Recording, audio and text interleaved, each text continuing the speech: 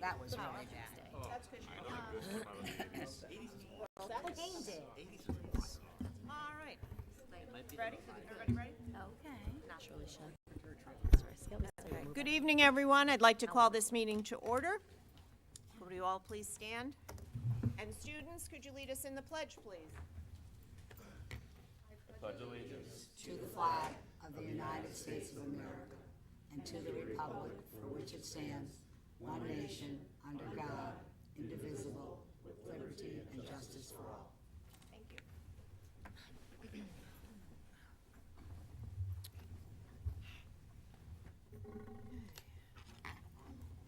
Now, before we start our celebration, I would just like to ask for a moment of silence.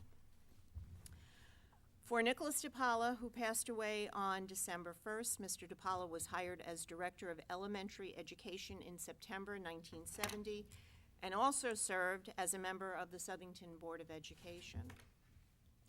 For Madeline Zoney, who passed away on December 9th, 2022, Mrs. Zoney was a paraeducator at Kelly Elementary School from September 1969 until her retirement in June of 1990. For Raul, otherwise known as Roy Rodriguez, who passed away on December 15th, 2022. Roy served as Director of Continuing Education for 26 years, from January 1986 until his retirement in October 2012. For Allison Goff, who passed away on December 22nd, 2022. Allison worked as a paraeducator at Southington High School since September 2022. And for Hillary DeMoro, who passed away on December 27th of 2022. She has worked for Southington as a substitute teacher since March of 2022. A moment of silence for them all, please.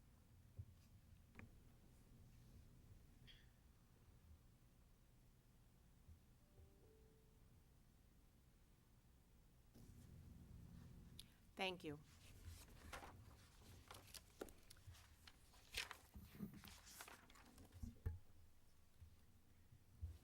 And now, I'm going to turn over to Mr. Medancy. Thank you, Madam Chair. I'd like to call Mr. Risser up to the podium this evening, and we have a very special guest who is going to be part of our celebration of excellence. I was notified by the Connecticut High School Coaches Association that one of our very own, Erin Luddy, was, on behalf of the Connecticut High School Coaches Association, named All-State Field Hockey Selection Committee. We would like to congratulate Erin on being selected as the Outstanding Coach of the Year representing Class L. Erin, please come up.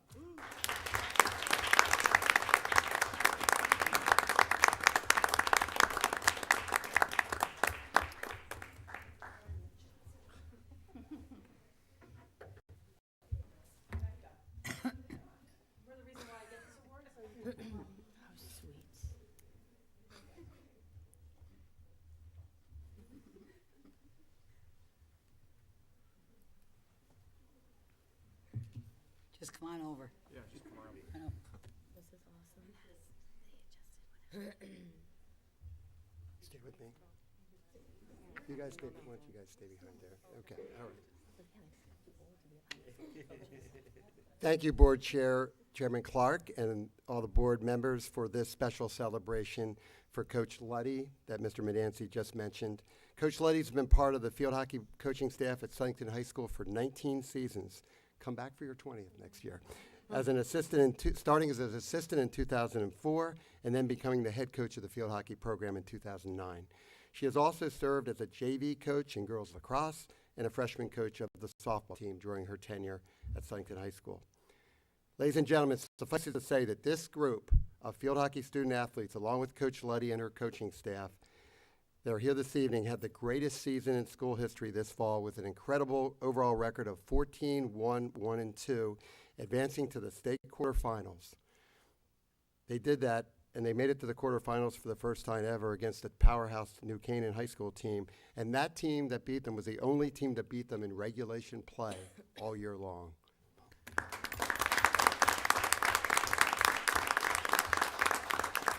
So, ladies and gentlemen, Coach Luddy's varsity team this year is one of the top 8 Class L field hockey teams in the state of Connecticut. Congratulations, Coach Luddy. I know we have a presentation for you by Ms. Clark. Coach, on behalf of the board, we'd like to present you with the certificate. Having duly qualified under standards prescribed by the Southington Public School, you are hereby awarded the Certificate of Excellence for being named the 2022 Connecticut High School Coaching Association's Class L Field Hockey Coach of the Year. Not easy to attain. In witness whereof, the seal of the Southington Board of Education and the signature of the Superintendent of Schools and the Southington Board of Education Chairperson are hereunto affixed on this 12th day of January 2022. Congratulations, Coach.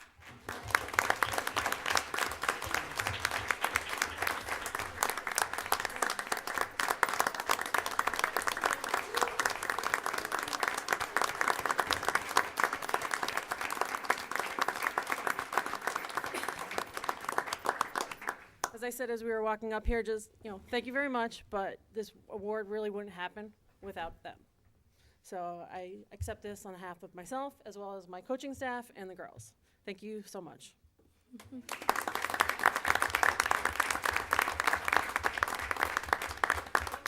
short 5 minutes to congratulate Coach. Okay, meet the girls on your team. Okay, and then we'll, yeah, reconvene the meeting. Thank you. Okay, thank you.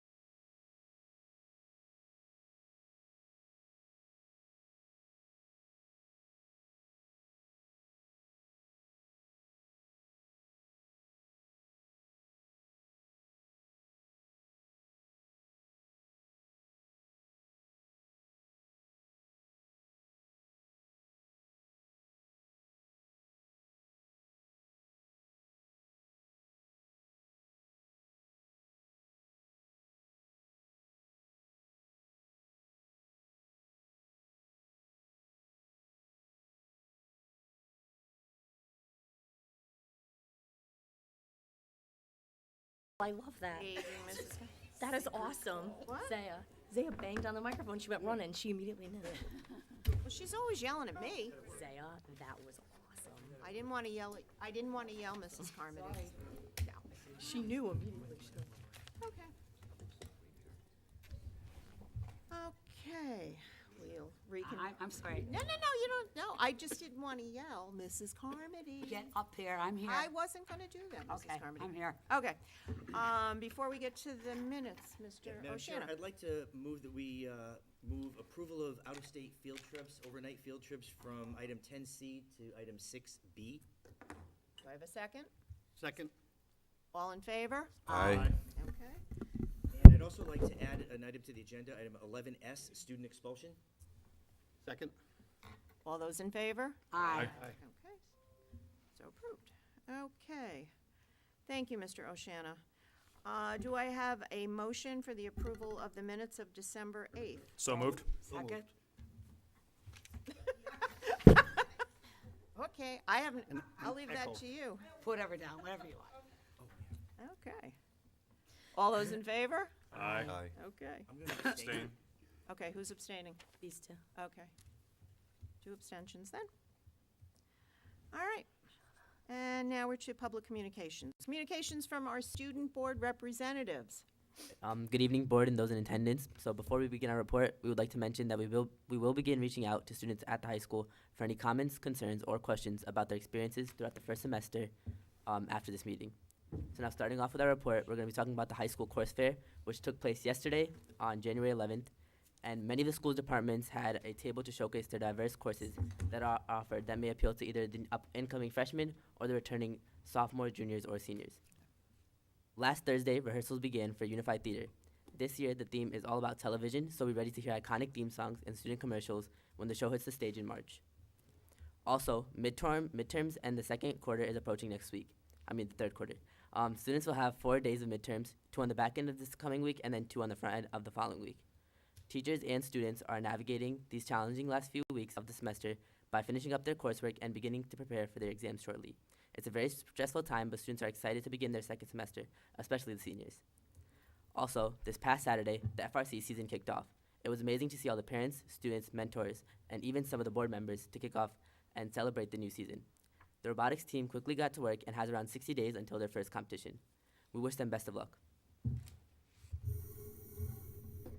Now for a short sports report. The SHS wrestling team hosted the Southington Duels this past weekend, finishing in second place out of 12 competing teams.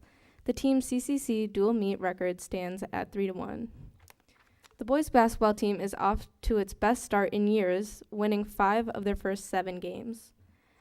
And lastly, at halftime of the boys basketball game this past Friday night, the softball team was recognized with a special 2022 championship ring ceremony for winning a national record 20 state championships. Alumni dating back to 1978, the first year of the year of the first championship, were in attendance with the members of the 2022 team and its head coach Davina Hernandez to receive the special recognition.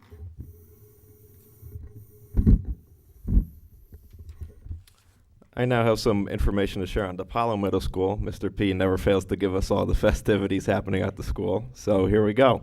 DePaulo's boys and girls basketball teams have begun their season and are all ready for tomorrow's match with Kennedy Middle School.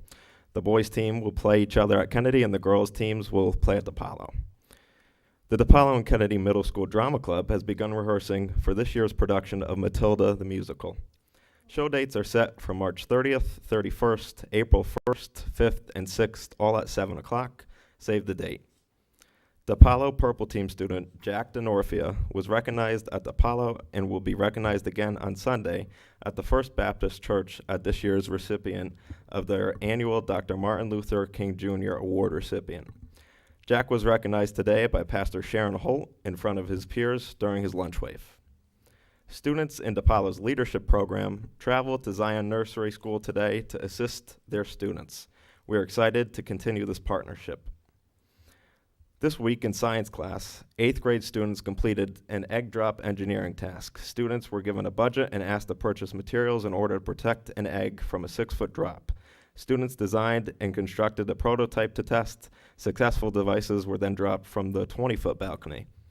We have no other reports from any of our schools in the district besides Southington High and DePaulo. So that concludes our report, and let us know if you have any questions. Thanks. Questions?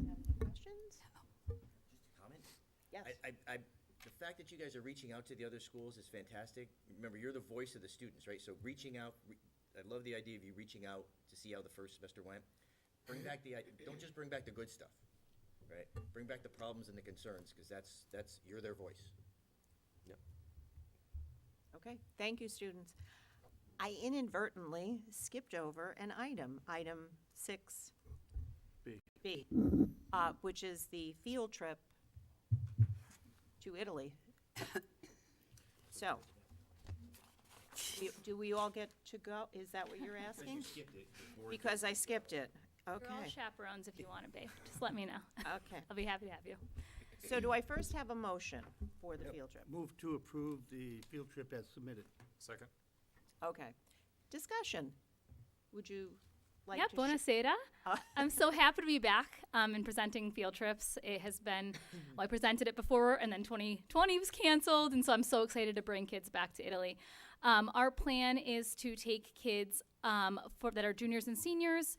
Usually our year 3 and 4 students go, and we take them to Rome, and then we travel across Italy to go to the Adriatic side, and they stay with families in a small town called Mondavio.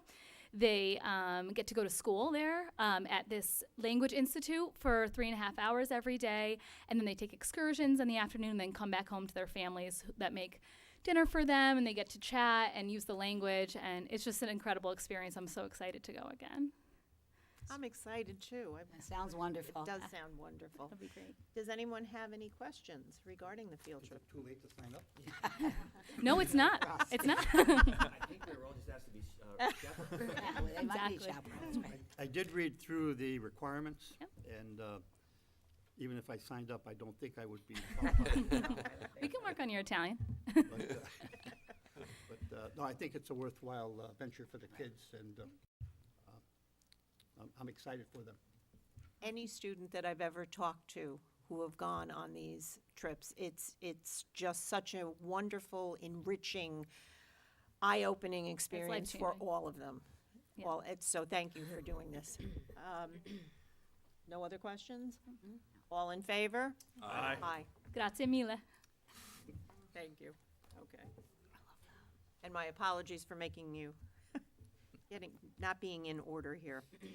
All right, communications from Board of Education members. I'd like to say something. Okay. This is Clark. So my daughter had Spirit Day at Hatton Elementary today, and there was a special guest, our very own Mr. Medancy. And although I am a little disappointed, I guess he was nominated to climb the rock wall, and he wound up utilizing a stunt double, is what Hannah told me. So I don't know. I think we're going to have to ask some more questions. And I also want to take the opportunity. I want to thank the teachers as well as the other committee members of the work that is done on the curriculum committee. The hard work that goes into the presentations and everything else. With that being said, I'm stepping down as chairman. Unfortunately, with the meeting schedules during the day, I can't quite get there the way that I'd like to. So, again, thank you very much for all the presentations that you guys do and what we're doing. I actually saw the minutes from this past meeting. I was actually pretty disappointed that being a nurse, all that health stuff that we're going to be doing first reads on today is pretty important stuff. So thank you, and my apologies. Okay, thank you. Anyone else? Yes, I would like to mention I forgot what night last week, during halftime of the boys' basketball game, they honored the girls' softball teams that have a national record. I am girl power all the way. I understand it was a wonderful ceremony. Is Mr. Risser still here? Yes. They've won so many state titles more than any school in the United States. So we are very, very proud of our girls softball team, our girls hockey team, our girls soccer team. I just believe in girls' power, so I want to congratulate them. Thank you. Anyone else? I would just like to mention that I and Mrs. Anastasio and Mr. Medancy and even Mrs. Mellett were here on Saturday for the kickoff of Team 195. Yeah. Taj, you were, yep. And I was, for lack of a better word, blown away at the number of students that were here as their season kicked off. And from what what I understand, and you can correct me if I'm wrong, Mrs. Mallet, they were here from 9 o'clock in the morning. They took an hour off for lunch. They came back. Then they went over to, what is it? Mohawk. And then they went back on Sunday. Is that correct? Yeah? Yeah. You spent the day over?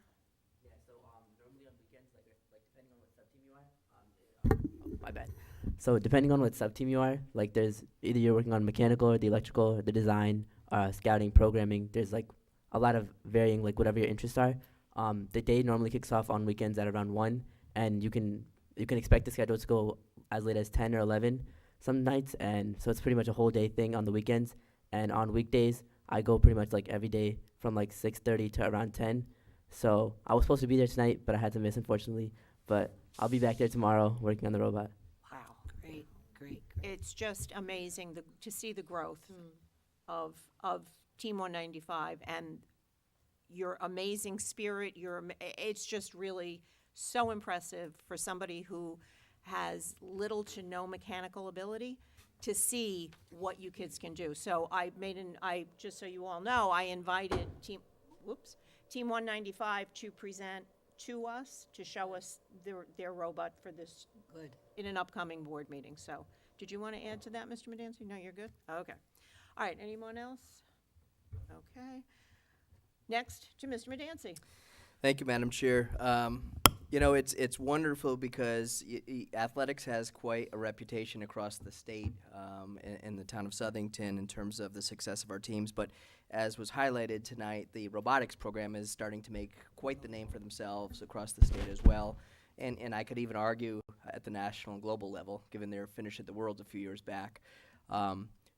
Yes, that celebration was excellent, but I will tell you also the advisors or the mentors to the program were sure to say that any one of you are invited any evening to just go down and check out what's happening in the Mohawk facility.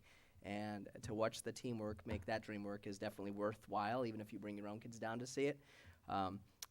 In addition to their success, I attended the Southington Education Foundation grant celebration, and we've heard about the rapid growth at both middle schools of their robotics programs, done through some of the grant funding and with some innovation of teachers, and a lot of excitement is being generated. So now kids are getting to the high school looking forward to that opportunity.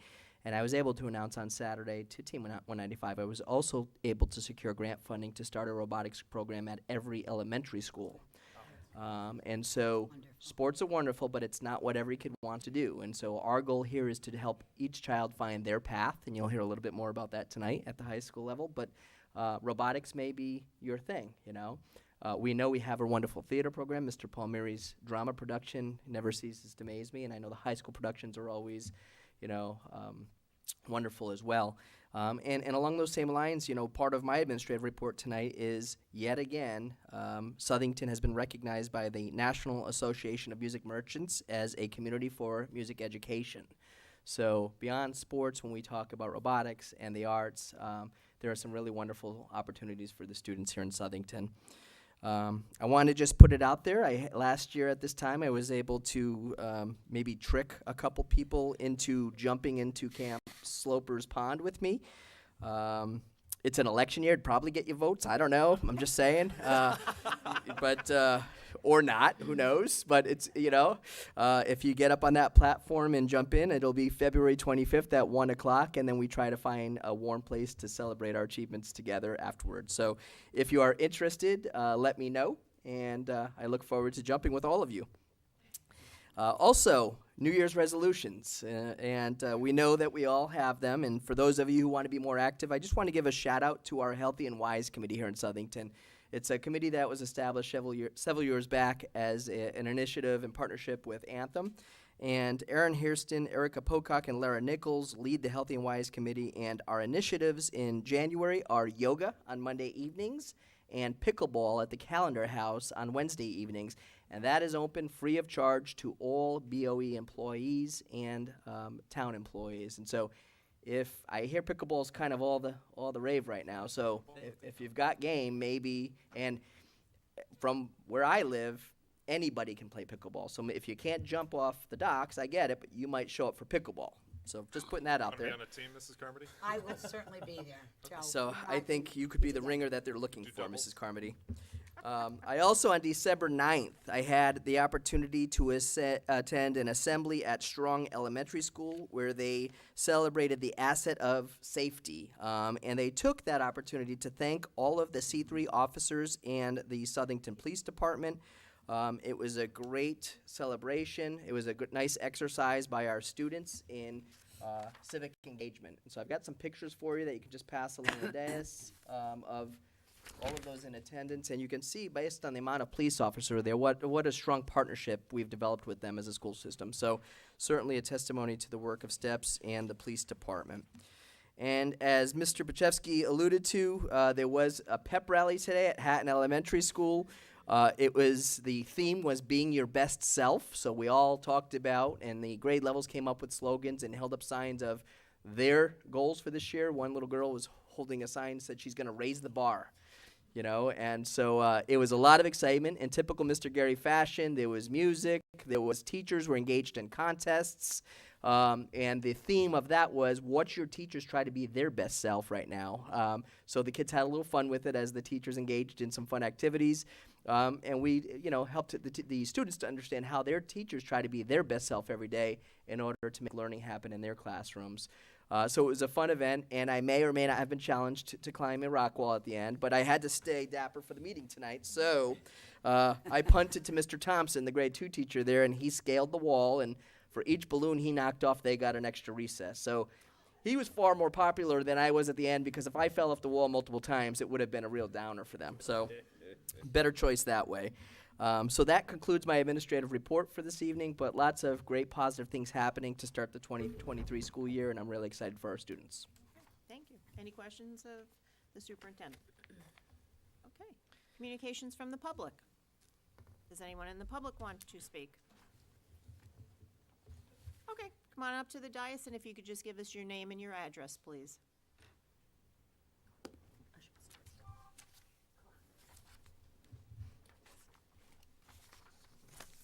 Ryan Matthews, 101 Pondview Drive. I just wanted to thank the superintendent. I communicated with you earlier in this week with an incident my kids faced on the school bus, but I was originally coming here anyway to discuss possibly adding the 2 Jewish holidays to our school calendar. But I just want to give a brief little thing about me and just some things that happened over the past couple years with my kids. I don't want to be too much of a downer on this, but just a couple things. I grew up in North Miami, Florida, in a very diverse area of South Florida. Despite being one of the only Jewish kids in my neighborhood or at my school, I never faced any kind of bullying or picking on due to being Jewish. I moved to Bristol and eventually Southington in 2002 after getting a job in sports television. I met my wife and my kids were born in Southington. I honestly never thought my kids would face any kind of hatred or anything like that, frankly, because of their religion. I was wrong. In the last couple years, as recently as 2 days ago, they faced some ugly behavior by students in Southington.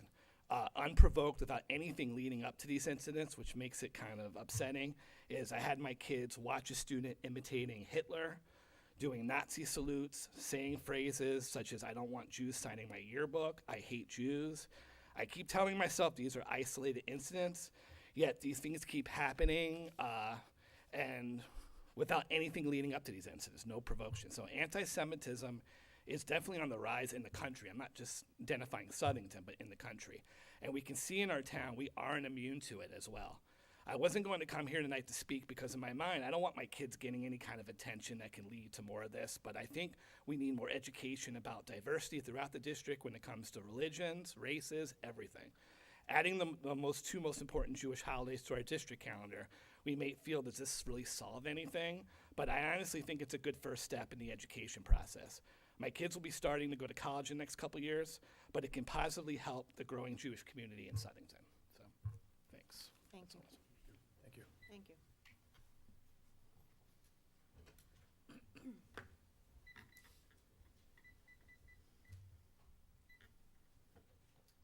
Hi, David Behrman, 50 Masters Drive. Thank you for having me here and for all the attention that you give to the students and the communication around, obviously, the weather, which we hear often. Much like Ryan, I grew up in Florida, a little bit further north in Fort Lauderdale, where I was surrounded by a heavy Jewish population. There was never any doubt, it didn't even cross my mind when the Jewish holidays came, we were off. My parents were school teachers, they were off as well.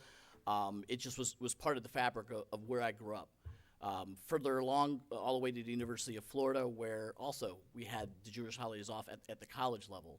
After leaving Florida, after the first 20 years of my life, I bounced around all over the country working in sports, and saw the other side of things, where I lived in places where not only was I the only Jew in town, but there were times I was the first Jew in town, as I was told. So I saw the opposite side of things, where people didn't grow up with that culture. I've now lived here almost 18 years, including 14 in Southington. And making the decision to come to Southington, me and my wife at the time, pre-kids, fully aware that Southington didn't have as big of a Jewish population as West Hartford or Cheshire. But we loved Southington, we loved everything about it, we loved the school district, and we decided to come here. Where I think I missed as a future parent, where I wouldn't realize it for 10 more years until I had kids, is they didn't have the Jewish holidays off. It kind of actually took me by surprise, and it's my fault for not looking at the school calendar when I didn't have kids. My kids are in 3rd grade and kindergarten. Not nearly the age of Ryan's kids. They have not had any anti-Semitism, and if they did, they probably wouldn't know what it was. But I do live in a mixed faith house. My wife is not Jewish, but she abides by the Jewish holidays just like I abide by hers. We have both Christmas and Hanukkah and Easter and Passover in the house. My son just started Hebrew school within the last 2 years, and my daughter will be starting Hebrew school soon. And to me, to actually tell them they're doing 2 different religions, but one is represented more than the other in Southington school districts is really a conversation I don't want to have. He's currently going twice a week to religious school, Tuesdays and Sundays, where he's learning about the culture and how important the holidays are, where he learns exactly what Rosh Hashanah and Yom Kippur are, but he has to go to school. And granted, I know that they are excused holidays now, and he doesn't have to go to school, but then he's going to fall behind. And it's 3rd grade and kindergarten now. I want to get in early so they don't have to do some of the things that Ryan's kids have gone through, and know that they're not going to fall behind in class. And even just before I came here today, and again, my fault for not looking at the calendar close enough, I asked my wife. I said, before I go to the school board meeting and speak, do they have Good Friday off? And my wife said, not only do they have Good Friday off, but usually spring break is planned based on Good Friday. And I'll leave you with that because that is planned that way, whereas the other 2 holidays, they have to go to school. So thank you for your time. Thank you.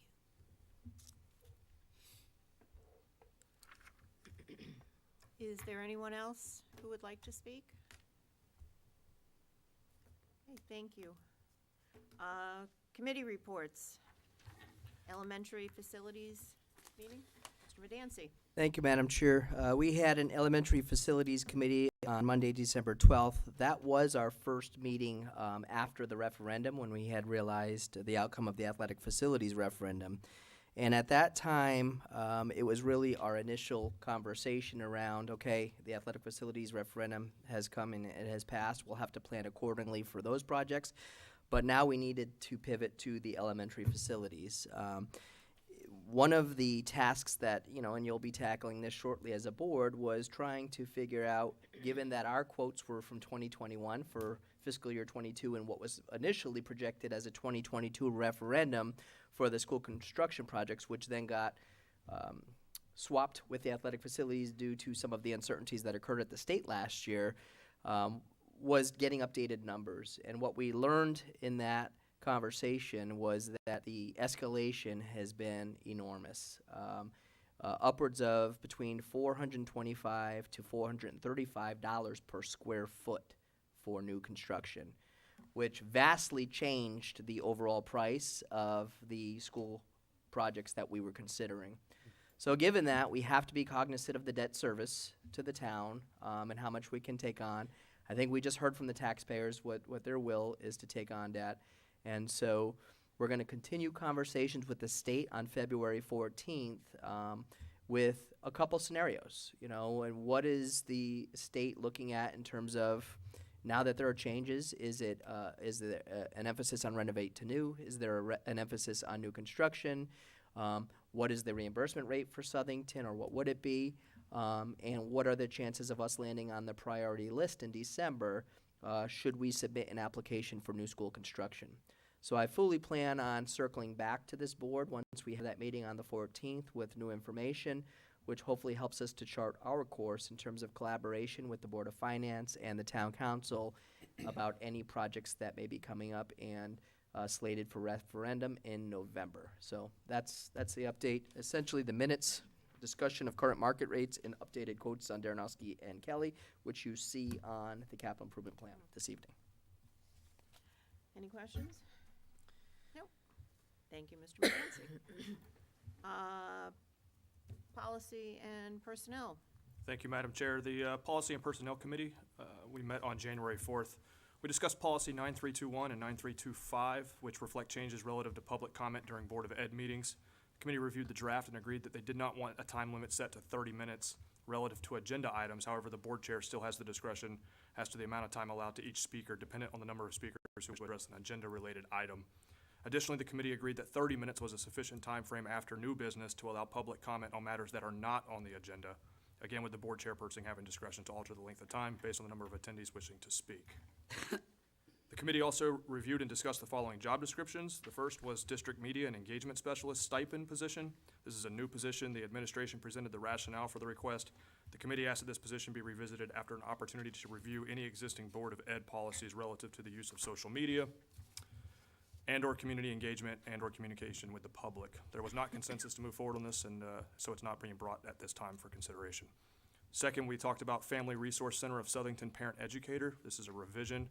The administration provided an updated job description for this position. The committee reviewed, and there was unanimous consensus to move this forward to the board for adoption as revised, so that will be for first reading.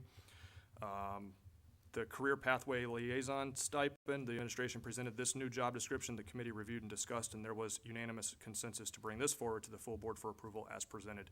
It should be noted that this will be a grant-funded position and will only be filled if grant funds are available. And then last, we looked at the Curriculum Specialist stipend. The administration presented this revised job description. This is a job description that is in the teacher's bargaining unit contract and has existed for several years. However, the district has not filled these positions since 2018 as part of a reallocation plan. The change in the description reflects that they would now only be one curriculum specialist for each content area versus the prior practice of having one at each middle school. Additionally, the goal would be for this curriculum specialist to coordinate K through 8 curriculum and professional development versus middle school only. The committee, we had several questions relative to the cost associated with the stipend position, as well as the role and the need. So there was not full consensus to bring this forward to the full board for consideration at this time. The position will be revisited at a future meeting. Any questions? Thanks. Thank you, Mr. Williams. Next is CNI. Yes. Mrs. Carmody, if I may first, in light of the fact that Mr. Bajewski is going to be stepping down as CNI chair, Mrs. Anastasio has accepted the position as CNI chair, but I'm not going to ask you to. Yeah, I wasn't there. I know, so I'm going to, the next meeting that we're going to be talking about on December 1st, there was no quorum at that meeting, but we have minutes because I did ask, I was there, and I asked for the teachers to present the curriculum to an audience of me. So, Mrs. Carmody? Yes. Thank you. At that meeting, the teacher, Monica Costa, grade 7 science, I'm not sure what school, Mrs. Clark. Kennedy? Is she here? Well, anyways, the unit was going to examine metabolic reactions and they did a real case study of a middle school student named McKenna who reported some alarming symptoms to her doctors. So the students had to investigate the data specific to her case in the form of doctor's notes, endoscopy images, reports, the whole thing that a doctor would do. So after diagnosing what is causing her symptoms, the class discovers what happens to food after it enters the human body and how McKenna's different symptoms are connected. The end of the unit assessments prompt students to use the knowledge gained through the case study to explain North American bear phenomena. So I never knew this, so this was pretty interesting. During a annual 5-month hibernation, brown bears do not eat, drink, defecate, or urinate. 5 months. It is a wonder. I think that is really, I can't believe that. It's a wonder that they survive, and our 7th graders can explain how. Now, I just have to tell you that I've had a few bears in my backyard, so they're not hibernating. Just want to let you know that. Okay, thank you. Next, the Southington High School Department Leader, Rebecca Migliero, presented an English 4, which is a half-year course for seniors. It's comprised of 3 units and culminating performance tasks. The units are analyzing language and author's choice, analyzing theme in a novel, and analyzing multiple tests for thematic connections. The performance task will require students to make connections to 2 pieces of literature.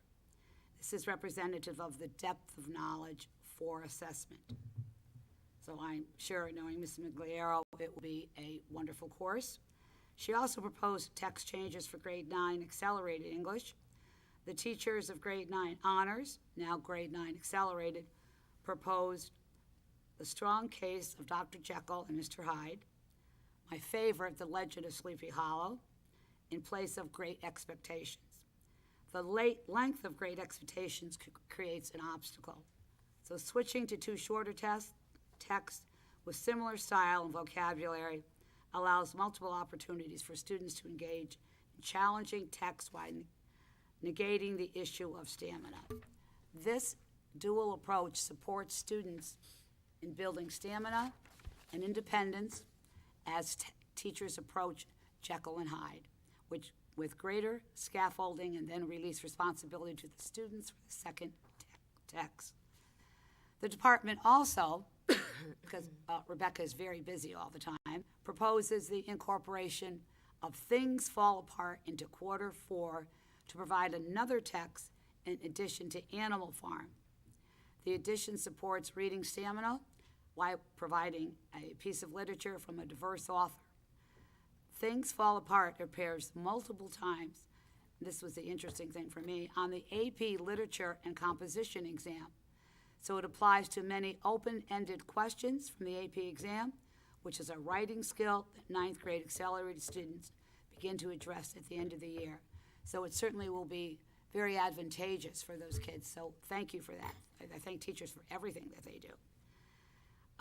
SHS teacher Sharon Kursky, I don't know if I'm saying that correctly, I apologize if I'm not, presented Aquatic Apocalypse as the 8th grade final unit in conceptual chemistry course.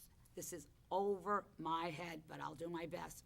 Students explore the properties of solutions in acid-base chemistry by engaging with a phenomenon that is based on a true story of a massive fish kill in a river due to contamination from the local environment.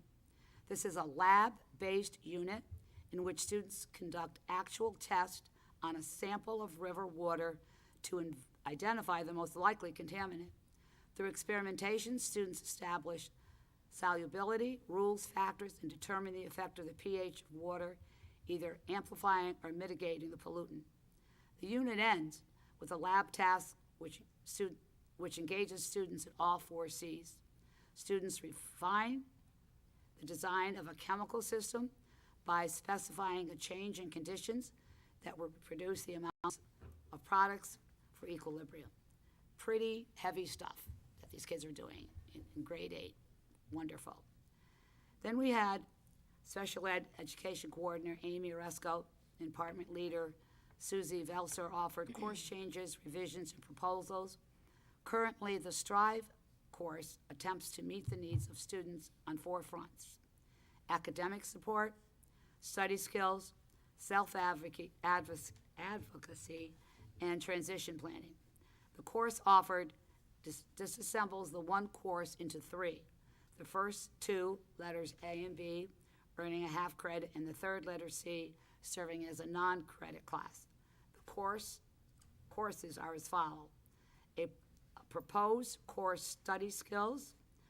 I'm not going to go into all of this, but it directs instruction in study skills, organization, self-advocacy, various study techniques, methods, executive function strategies and tools, as well as transition activities to guide course pathways and IEP goals. The student's goal and objectives frame the delivery of the curriculum and other needed. Supports, the course will run in 2 specific tracks, grades 9 and 10, grades 11 and 12, with focus topics related to high school readiness skills through post-secondary planning. Juniors and seniors will have career and college speakers during this time. So another wonderful thing being done at the high school. Proposed course revision for vocational activities. Grades this course is offered is 9, 10, 11, and 12. Credit awarded is a half credit. The course, you're going to love this one. The course is designed as a vocational program teaching work ethic, work habits, focusing on post-secondary skills to help students be successful in a career setting after high school. Students can work in the supermarket at the high school, as well as complete orders for items such as gift baskets and printed napkins. A focus on teamwork and flexibility in the workplace will routinely be incorporated, as well as a focus on effective communication with coworkers and customers. Students may advance through multiple levels of vocational activities over consecutive years, gaining credit for each successive level. So I think that is wonderful. A vocational program teaching work ethic, work habits, and focusing on post-secondary skills to help students be successful after high school. So this is another new proposal. I think we have a first reading on all of this tonight, don't we? I believe so. We also have a proposed course called Learning Lab. This course is offered, excuse me, for grades 9 through 12, no credit.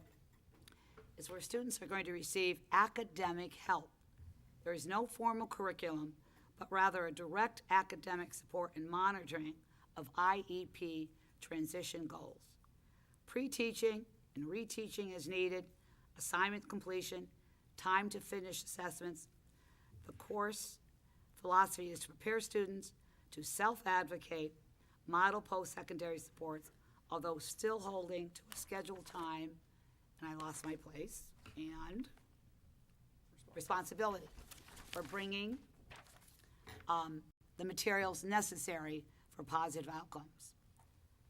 Another item was another course revision, update activities for a daily living course. This course is open to all, currently a course for students in Achieve program only. The course names are Activities of Daily Living, grade 9, Activities of Daily Living 2, grade 10, Activities for Daily Living 3, grade 11, Activities for Daily Living 4, grade 12. This course is IEP driven, based on the activities of daily living assessments conducted at the beginning, middle, and end of the year. The class would be scheduled during a period the bake shop classroom was open. Teachers would incorporate and practice following steps for preparing simple foods independently. Topics will include hygiene, cooking, self-advocacy, and appropriate social interactions.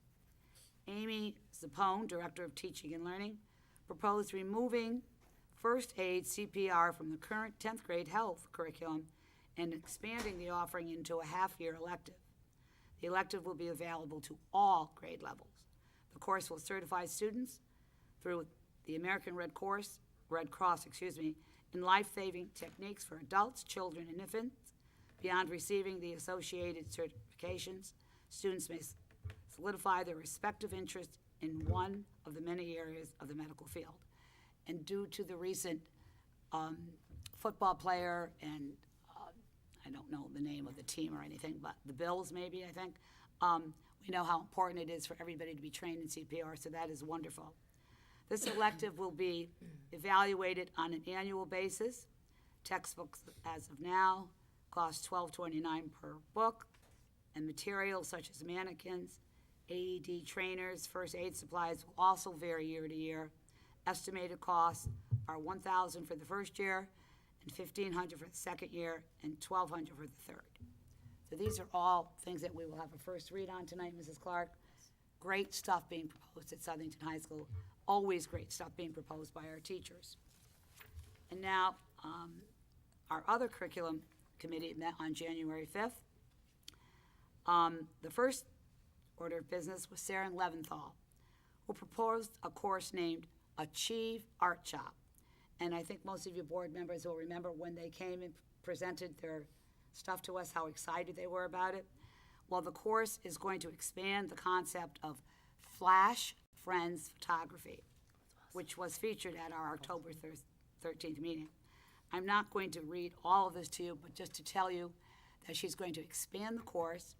The kids are so excited, these Achieve kids are so excited. She brought samples to us, Mrs. Clark, and you were also there for that part too. They were so excited to be part of this class. But probably the most profound statement that was made by Sarah, that yes, she is teaching these students, but they are also teaching her. And she's really very thrilled about it. So just wonderful stuff going on at the high school.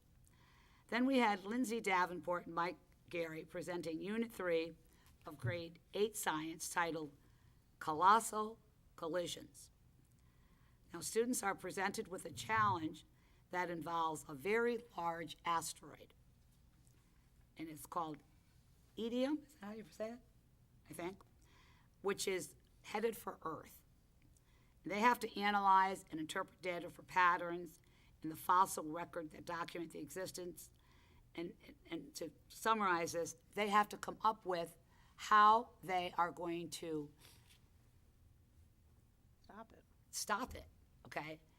And some of the ways were pretty neat. Do you remember? I mean, what were they gonna do? They were gonna nuke it, and I can't remember some of the different things that they did, but, you know, just wonderful things that they were going to do, and they had to plan how they were going to prevent this impending collision. And just listening to these two teachers telling us what these kids came up with, it was like, you know, this would never happen though, right? No. Never, okay. But really great stuff, and the kids have to plan for it, and it was wonderful. And then we had Tim Hinman and Megan Croce, I think, proposed a course revision for consumer math, which is a half-year elective for 11th and 12th graders. The main content of this course is devoted to everyday consumer problems.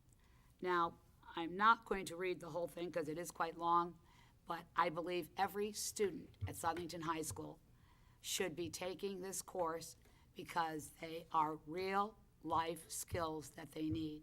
And these two teachers gave us examples. One of the teachers actually brought in mortgages and rents that he's paid, and to show the kids, you know, you're going to choose this job and how much money you're going to make and how much money you're going to need.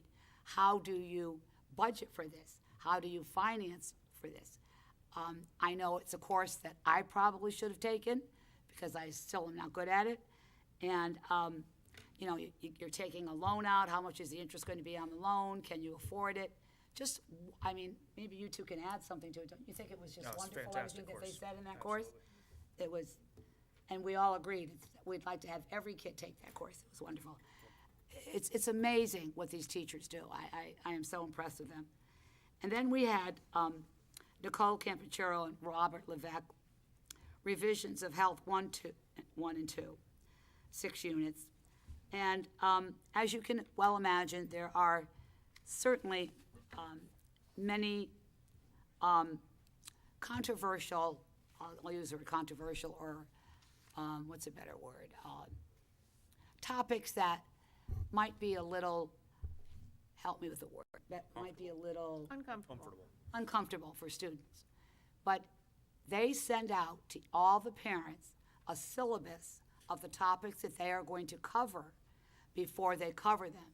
So that if any parents have any objections to anything that's going to be covered in the new health curriculum, they can speak to the health teachers before that happens. And of course, the state has required that the health teachers, there are topics that the health teachers have to cover. And so they do it. And it's amazing. I asked them, you know, how are the kids? Are they silly about it when they're, you know, topics that might be a little difficult? And they said sometimes, but very frequently, they said students stay after class and privately want to talk to them.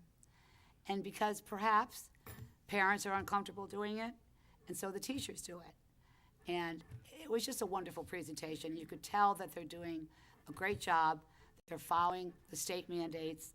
And I think the three of us were very impressed with everything that we saw that day. It is amazing what teachers do. And I'm not saying that because I was a teacher, but being on curriculum for 16 years and seeing the presentations that we do see in CNI are unbelievable. So I thank all the teachers and for all of the hard work that they do every single day. You are the first line with the kids, and I appreciate everything you do. So thank you. Any questions? Yes. I'm sorry, I On didn't this see you. side. Yes, what? Yeah, I'm on your blind side. You're on my, yes. I know you mentioned on your first report, there are no credit courses, okay, that I guess they're electives? You know, Dave, I wasn't at that meeting. I don't, on my first report, Yeah. I don't know. Well, Are they- during the course of, you know, the day at high school, there are very little free periods that any student No, has. none. And some of them are even giving up lunch so that they can Right. take courses. We just increased, or they've increased the amount of credits required for graduation. You are teeing up our high school proposal beautifully right now. We're about to do a presentation in about 5 minutes that might address that very comment. But should I vote no now, or? You gotta wait. Okay. Next meeting, you can vote no. It's only the first read. We've got time to convince you. Okay. So that concludes the report, and I believe these are all first reads tonight, right? Yes. Okay. Yes, Joe. So again, with the first report about CPR, I think that's Wonderful, right? one thing that I've always been passionate about is Right. trying to get our kids more exposed to the different health services, the calling for patient care contact hours and things like that. I remember when I was in high school, I actually joined the ski patrol, partially to take care of my confirmation hours that I needed, but also, again, giving back to the community and just the amount of patient care hours that I got being an on-hill medic at Mount Southington here, and you know, helping with broken bones and medical emergencies and things like that. I think it sort of brings us to a big thing, again, with the bills and, you know, that huge, what that turned into nationally. Right. The two folks that were the medics on scene, those medics make $15 an hour. I know, Joe, I When you know. consider how many millions of dollars between those two teams, and again, like there has to be a shift, just the same way that I feel like we underappreciate what it goes into being a teacher, being a medical person. You know, these are the things that actually Yep. keep society going. And, you know, growing these types of programs in the community is just another thing to get the doctors, the PAs, the nurses, the techs ready for tomorrow. And then going back to what you were discussing about finances. 6 in 10 Americans don't have $500 in the bank. That's terrifying. And again, Right now it is, yes. coming from, you know, again, having Polish heritage and always, you gotta have 6 months in the bank, God forbid you get sick or anything like that. These are the types of things where I wish that we could do more from an education perspective. You know, I think it's, how do we get these lessons, although, again, sometimes elective, how do we get that kind of hardwired into what we're already doing and trying to bring those, I know that we already do it, but it's just more of, again, how do we do more of it? Well, that's why they're trying to expand it, you know what I mean, and get more kids into it. But like Dave said, you know, their schedules are pretty full. Right. Okay, but we all, the three of us at the meeting said, we wish every kid Yeah. could take that course, because it's Well, very, it was very just important. like, how do we somehow maybe get that a little bit into some of our other courses that are not elective and, you Right, know, again, like, exactly. how do we get that to play in? So it's like, great stuff and It is great stuff, wonderful, do a wonderful job. excellent. Thank, yes. In Mr. Janowski. addition to that, you know, one thing I would like to see that the course offer is how to count change. Oh, Yes. man. There's nothing worse than being in line. I know, Dave, you're right. And then somebody Okay. hits the wrong The button. magic Oh, yeah, computer they're all box messed does up, all yeah. And the they have for a you, Dave. register that doesn't have how much change to get back. Okay, Well, if you just paid with a credit card, you wouldn't have that problem. Yeah, that's Okay. right. And everybody does play with credit card. okay, moving along It's great now. stuff. All I right, yeah, just it want you is. to know, it was great stuff, and I'm joking, it was, thank you I'm to not all the joking. teachers. we know. Okay, moving along to the Finance Committee meeting. Mrs. Mallet. Thank you. We had our meeting on Thursday, January 5th. Our chairperson is not here tonight, so he asked me to take care of the report for him. The minutes were in the packet. It was a lengthy meeting, so I'll go through some of the action items.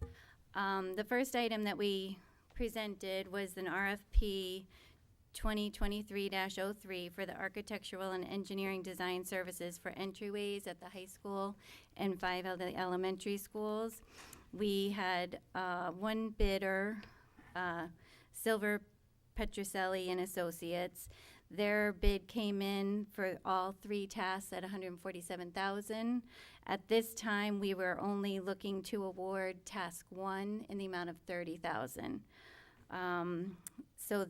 We had a lot of discussions. Mr. Romano was part of our discussion at the meeting, and the recommendation from the administration at this time to award task 1 to Silver Petroselli and Associates for $30,200. I don't know if anybody would like to make a motion. Yeah, I'd like to move to award RFP 2023-03 for architectural and engineering design services for entryways to Petroselli and Associates for task 1 as presented. Second. Any discussion? Yeah, so this is, there's a couple of items that are gonna be coming up on the agenda tonight that the committee had talked about and came back with consensus on. This is a school safety issue. Could you speak into the mic, please? I can. Thank you. So this is a school safety issue, and that's why I'm making I made a motion to approve this particular part. It's phase 1 of 3, and I think the important point to make is that if you make phase 1, phase 2 and 3 need to follow, right? So that's something we need to talk about, and we talked about that at length, I think, during our meeting. That if you're gonna, you can't go in half-baked. If you're gonna start it, you're gonna go forward and commit to it. So for that one, I'm 100% in favor. There's a couple more coming that, based on where we stand, and when we met as a board, we didn't necessarily have our budget information in front of us yet. So there are gonna be a couple, the next few that are gonna come up. I'm actually gonna make a motion to table, not to deny them, but to table them until we continue our discussions of the budget, because when we sat there, they made sense. When we got our budget book, it made maybe a little bit more sense to wait a little bit and to go through the actual analysis next week and the workshops next week before we make any final decisions on those. And just a couple, we'll have more comment on that as we go along, but I just wanted to put that out there before we move forward. Are you making a motion to table? Nope, this No. one I made a motion No, to this is a approve. It's a safety school safety This issue. is a safety issue. So we have a first. Who's second? Second. Okay. Any discussion? Yep. So, you know, again, looking at this, it's evaluate the existing entryways and confirm the scope of improvements for each school. Prepare an updated design plan, which I assume is just strictly for the design of the entryways? design only, correct? It's not coming up with a plan with our police department or anything else. Have the plan ready to be sent for review for local agencies and commissions. Provide a conceptual cost estimate based on current construction costs and a detailed takeoff of materials. Essentially, by doing this task, it doesn't move the needle of security an inch, correct? Well, I would disagree. I think it begins the start of the process. You have to start by putting the plans together. You can't just jump into it and say, we're gonna do something without laying out the plans and designing. And just because Mr. Romano, as he was describing at the meeting, because he was at our meeting as well, some of this stuff can be done by his group, because some of it's not gonna be as extensive as some schools are gonna be easier, some schools are gonna be a little bit more difficult. But I believe, and you guys speak up, you were there as well. I think it definitely begins the movement of the needle, because you can't start the process without starting the process. This is phase one to get it done. It's the beginning of the Or thing. what they Mr. call it. Carson? Task one. Yeah, my only comment would be, and again, this was part of the discussion in the committee meeting, is we do feel it is a school safety security issue, and I understand that, yes, phase one, of the overall project, necessarily, you're not gonna see any, physical implementation of safety or security, procedures any different than they are right now, but again, we have to start somewhere, and the project overall will identify, safety concerns and protocol at the entrances of these schools. And so I think despite our current pausing and hesitation as it concerns our budget for next year, I think that that this current phase needs to be approved and moved forward. So, in future budget cycles, we can take care of the safety concerns that we have at these school entrances. I'm sorry, go ahead, Dan. Yes, no, I agree. We went into a very in-depth discussion on this, and, safety first. And again, as things progress within the school district, I coined a phrase 30 years ago, that things move at glacial speed. This will probably be no different, but we can't get started until we start. And once we get through this phase, which may take into next year, before we'll be ready to potentially do any hard changes. And the implementation doesn't have to all happen at one time either. Right. We can phase this in over a period of time. Did you want to say something, Mr. O'Shea? No, that's a great point, Dan. Mrs. Mallett, did you want to say anything? Right, I think the task one will give us the information that we need so that we can move on to the next step and with the help of the operations department, develop the plan as far as rolling out the improvements on the schools. So if the dollar amount requires us to put it on the capital plan, it would wind up on the capital plan. But if it's things that we can handle at the board level, then we would be able to make improvements as quickly as we are able. Okay. All right, so we have a motion, we have a second? We did have a second, yeah. Yeah, okay. All those in favor? Aye. Any opposed? Okay, hearing none, Okay. motion passes. The next item on our agenda was an update of the current year financials through the end of December. We went through the detailed accounts one by one, identifying where we had surpluses and deficits. We're currently in the district, we've put a spending freeze on at this time. We, as you know from previous meetings, we had a reduction in our Title I funding that was unanticipated in the current year by about $256,000. And the other item that we're keeping an eye on are the special education excess cost grant payments that come in during the February timeframe.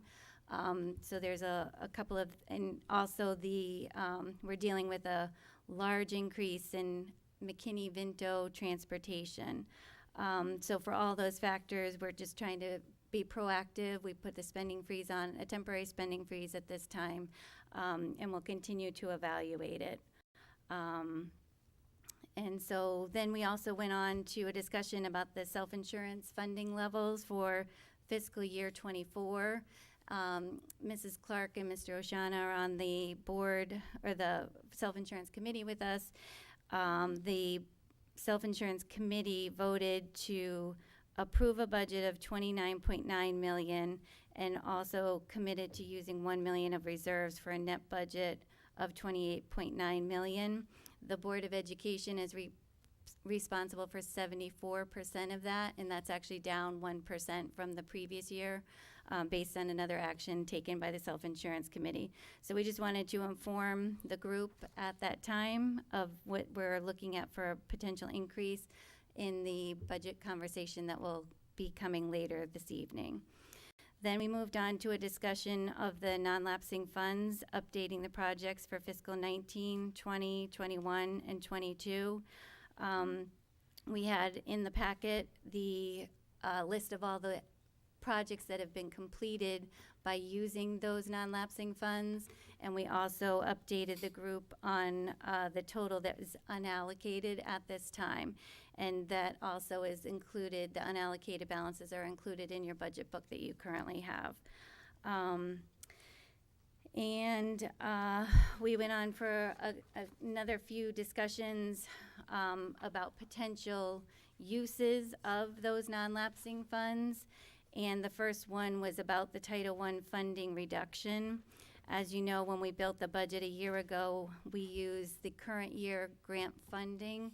And the Title I grants have always been in the range of $500,000 to $550,000, and there's a schedule in our Finance Committee packet of the levels of funding for the past several years. And this funding of the 23 year has not been this low since the 2011-12 year.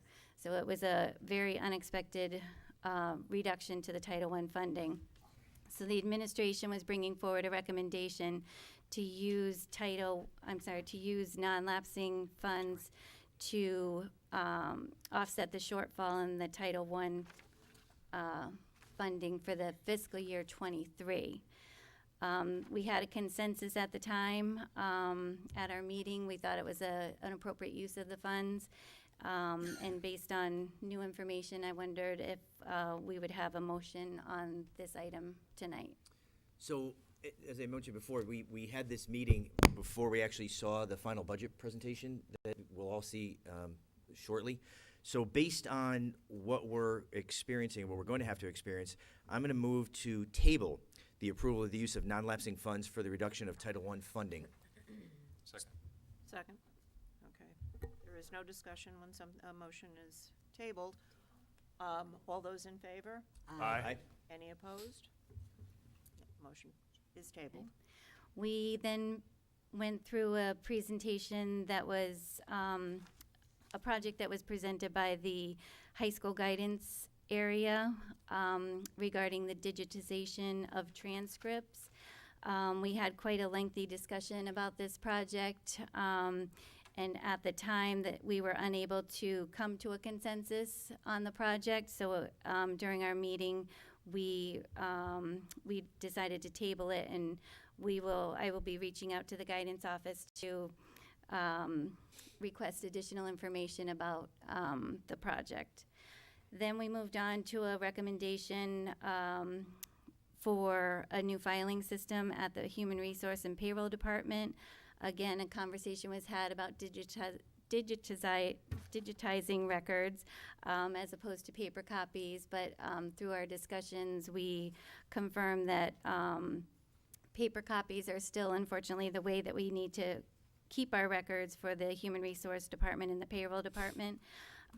So a lengthy discussion was had about this project as well, and the consensus at this time was to investigate. I think there was support for the project, but we were going to investigate additional pricing on those items. So we put that on the table at this time. The next recommendation was a project in this building here for an addition to the alarm system for a lockdown alert. The notification system would be $18,995. We would split the costs between the town and the Board of Education. The administration was proposing to use fiscal 19 non-lapsing account funds and was recommending to remove the press box roof from the fiscal 19 list of approved projects. The press box roof was going to be presented as part of our capital plan, so we felt it was appropriate to remove it. We had a lot of discussion about the history of this building and the splitting of costs between the town and the Board of Ed. But we did come to a consensus during our meeting to approve the lockdown alarm and to use the fiscal 19 non-lapsing funds to fund the expenditure. And I wondered if there would be a motion at this time. So there are some mechanisms, we talked at the meeting, of getting communications between upstairs and downstairs. There are different phone systems in different ways. There are some other ways to look at communicating if there were to be an issue. So at this point, what I'd like to do is move to table the approval of use of non-lapsing funds for the municipal center lockdown alarm. Second. Okay. No discussion. Mr. Williams? Monsieur Williams. All in favor? Aye. Any opposed? Motion is tabled. We then moved through a financial update on the food service company for fiscal 23 through the month ending of November of 2022. Revenues had increased $135,000 over the prior year's income, and the expenses had increased $166,000 for the 5 months ending. So we were looking at a year-to-date net income from operations of $113,000, similar to prior years related to COVID. Almost all of the revenue that was currently being generated through the end of November was from government reimbursements and the use of the SMART funds that the government had allowed to the district. As you also know, the district began charging for meals effective December 6th when the SMART funds ran out. So we have made the food service department has made the transition to the full pay, and we did receive some calls from parents filling out more of the free and reduced applications as appropriate. And so far, we're keeping a watch on the meal counts, and they did decrease once the seamless summer option for meals without fees.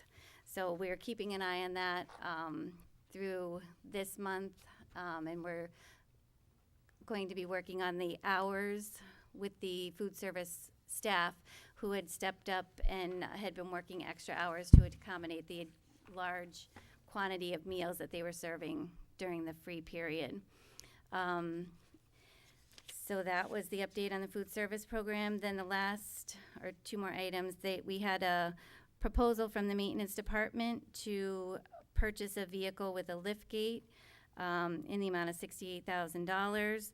The purchase was proposed to be funded with 4 annual payments through Ford Leasing Company. And it is not a lease, it's a purchase of a vehicle. There was some discussion about the use of the vehicle, and we currently have a 2011 liftgate truck in our fleet that is encountering trouble. So we had some discussion, and at the time, one of the suggestions from some of the committee members was instead of financing it over 4 years, they suggested buying it up front and using the non-lapsing account. So at the time, the committee did reach a consensus to buy the vehicle using non-lapsing funds. And I'll turn it over to the committee members. Do we have a motion for this item this evening?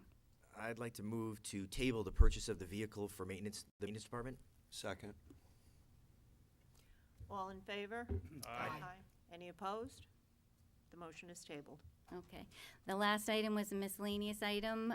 Ms. Hill in the purchasing department and Mr. Romano had sent out an RFP or actually it was a bid for the partial roof replacement at the high school, which is part of the town's capital fund. And that project is being awarded to Hibbard and Rosa. The recommendation is to Hibbard and Rosa, and that award will go through the building committee and does not come through this. So just an informational item. And that wrapped up our meeting. A lot of information at that meeting. Yes, Mr. Oshana. So, I just want to make it clear again, the committee heard all this information at our meeting, and every one of those things that were tabled this evening consensus was reached by the entire committee that we should move forward on them, because they're important. They're important to the district, they're important to the Title I funding, they're entitled for the maintenance department, everything is important. But based on where we stand with the budget, we think it best we didn't vote to deny them, we voted to table them this evening. So they're still active, they can come up again in front of the board after the review of the budget. I'd like to ask two things. So in preparation for this, I think it would be very helpful to have a listing. So the Title I funding, we're $250,000 short now because the state cut the amount we were gonna get by $250,000 at the last minute without any notification. No notice, it just showed up.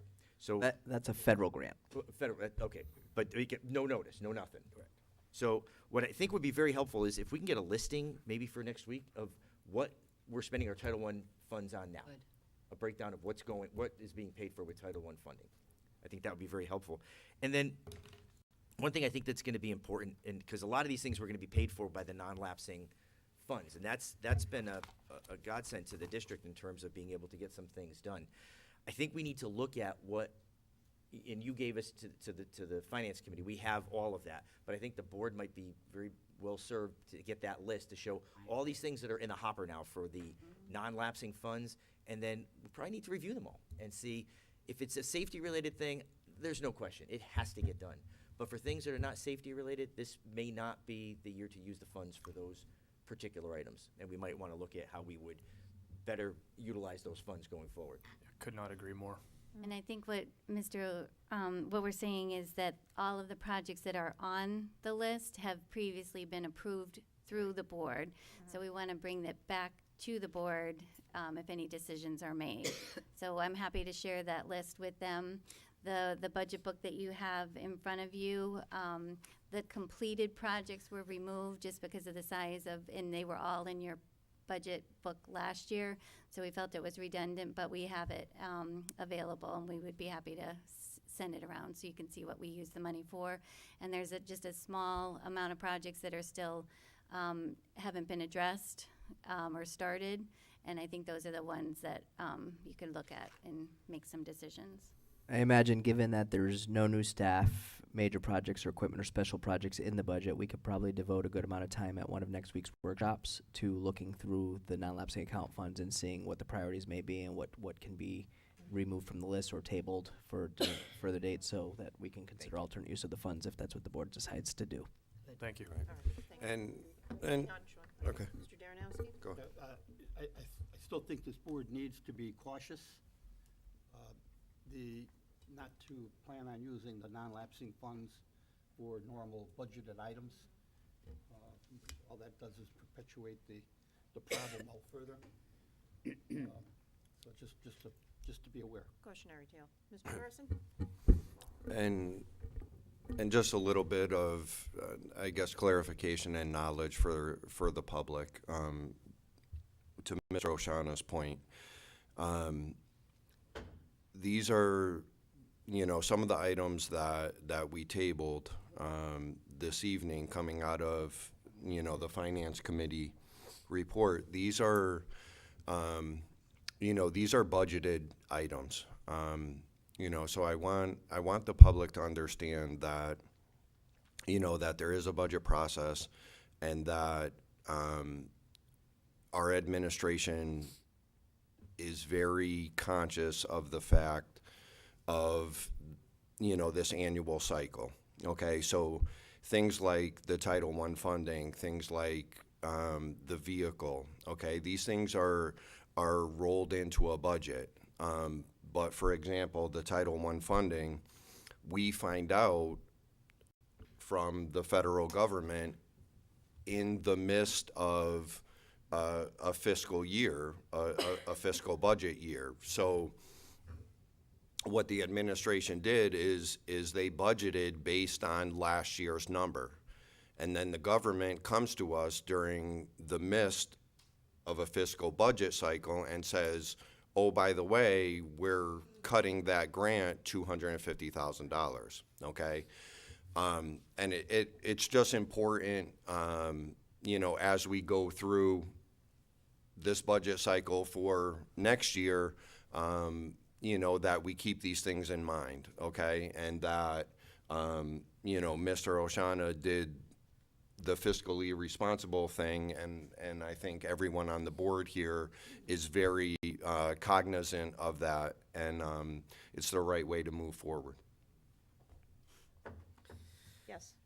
I just had sort of a sidebar comment, and building off of Zaya's, Mr. Oshana's statement earlier to our student reps.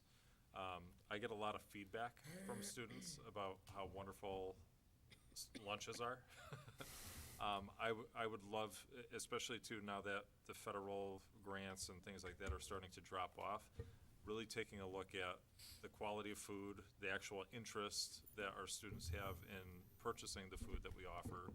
And then, again, I love the yay rah-rah as much as everybody else, but there's some things, especially when it comes to food, like this is the energy fuel for our students. Yeah, definitely. And then just to branch off of your point, for the required honor, or for the required citizenship and action course that's taken by juniors throughout the high school, a lot chose last year to focus their presentation and research on school lunches, especially because they knew that they were getting free lunches during that time, and they focused their energy on gathering student surveys, and I know a lot of them contacted you guys, so that's something that's usually always reoccurring, and then we'll definitely gather feedback on that when we send out a survey. Appreciate it. Mr. Oshana. Just since you brought it up, Joe, as I was getting ready to come here, I was driving, I heard on the news something about, and I'm bringing up something I don't have any facts on. The McRib is back? The No, I'm just kidding. The state of Connecticut, I heard the state of Connecticut is looking at bringing funding to help cover lunches again. Have you heard about that? It was a news piece I heard. I was listening to the TV news in my car on the way here. It wasn't watching TV, it was on the radio. And it said something about that they were looking at state funding to bring back free lunches. That would be wonderful. That would I be didn't hear wonderful. it. I don't know how far along that is or where in the Just because discussions it's it is. free doesn't mean it's good No, for you. okay, all right. Just something you might want to look into, because it's, and again, it's probably in its infancy, but I just heard it this evening for the first time. They did talk about having that very short session that I think happened right before Christmas, that when they were talking about the gas tax, that they were also going to address the seamless summer option or funding for school lunches again, but that didn't happen at that time. So I'm not familiar with anything that's happening right now. Okay. Okay, all right. Thank you. Moving on. Personnel report. Moved. Yes? I recommend that the Board of Education approve the personnel report as submitted. Second? Dueling. Dueling. Take your pick. All those in favor? Aye. Aye. Opposed? Okay. Town government communications? Anybody have any? Nope. Okay. Proposed school calendar. It's to me. Do I have a motion on the school calendar? I will make a motion to approve the school calendar as submitted by the superintendent. Second. Any discussion? Mr. Darrenowski? Yes, I would like, for not for this calendar year, but for next calendar year, consideration to add those Jewish holidays to the calendar. And I don't, not too late to do it now, but I think some of the holidays are on a weekend. So, but next year they're not. So I'd like to have that, considered anyway for next year.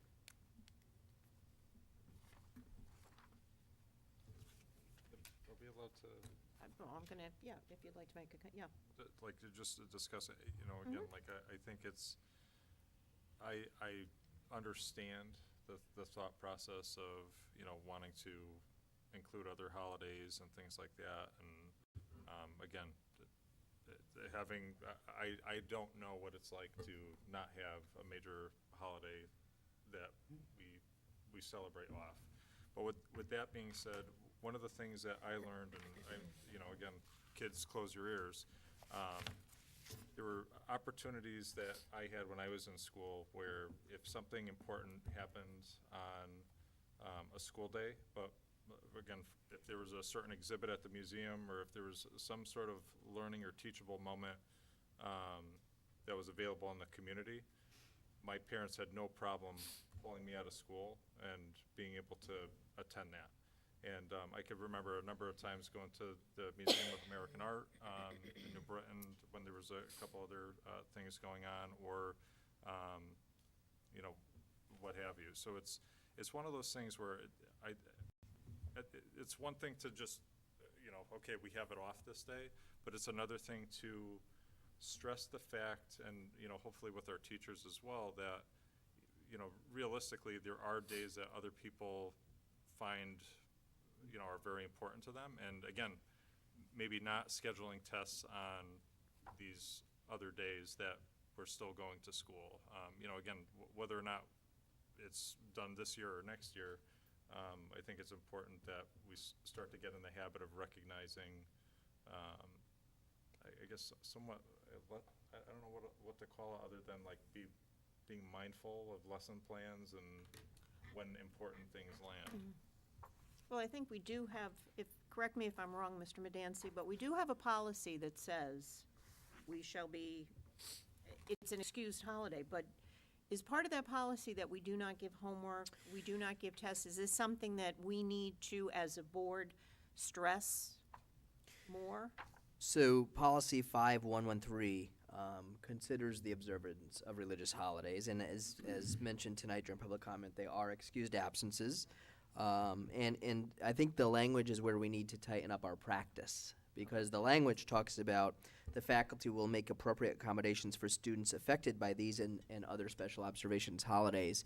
And to me, a practice isn't you can make this up when you get back. Yeah, no, that's Right? not- Because that's like saying to a child who is observing Easter, you know, that, you know, we're going to have a major project due tomorrow, and you can you know, if you don't get it in on time, you can return it the next day. And so I think it's about demonstrating some cultural and religious sensitivity and understanding not only the Jewish holidays, but we identified several holidays on here, and engaging our staff in further conversation about what those holidays mean. And, you know, because we've talked with our staff, we've sent out emails often around Diwali and other holidays. We've talked about periods of fasting for our students and how that may impact their affect or energy levels during the school day.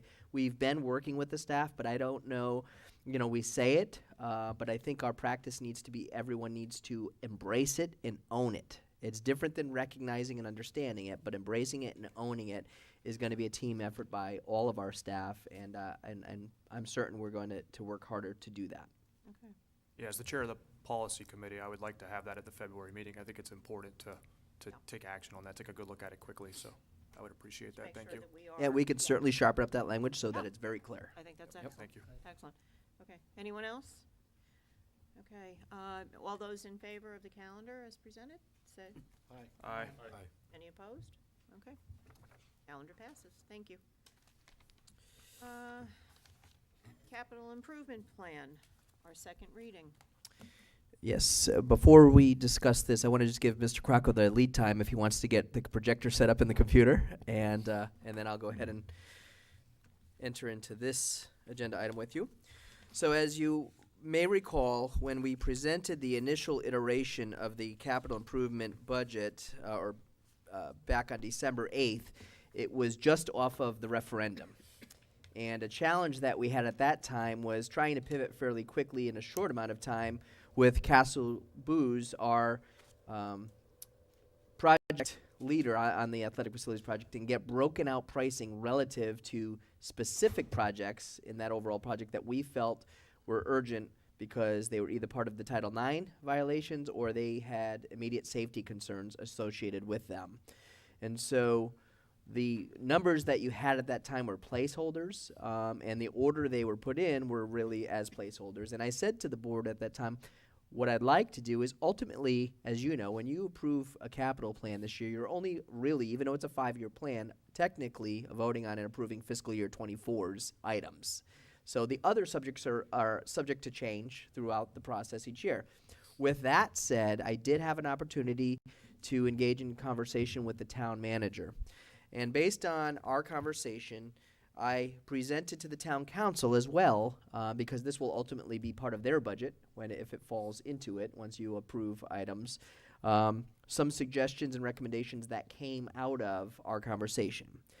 One example, and we touched upon this earlier with the elementary facilities report, was given the escalation in costs for school construction, break the elementary construction projects into 2 phases to minimize the impact to the debt service. So what you saw on December 8th that showed both projects, you'll now see them in fiscal year 23 and 25.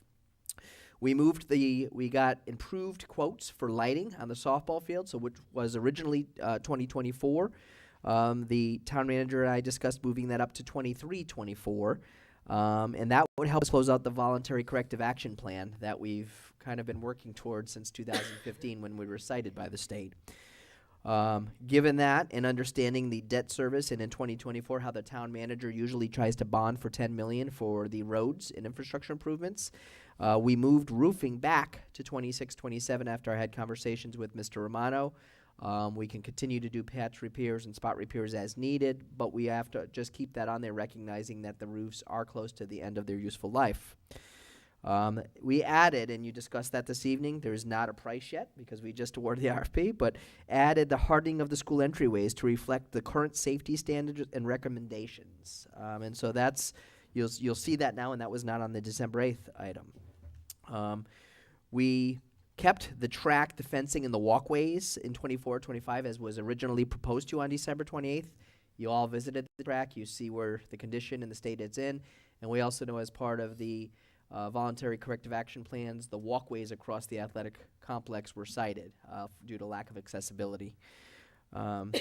Given the recent tennis court repairs, we moved the tennis court back to 26-27, and that aligns with the project relative to the turf replacement. You do not see the turf replacement on your capital improvement plan because the town, at the time it was adopted, it was a town project, and so Mr. Shota has planned for that to be done in 26-27, and that can be cash funded based on our current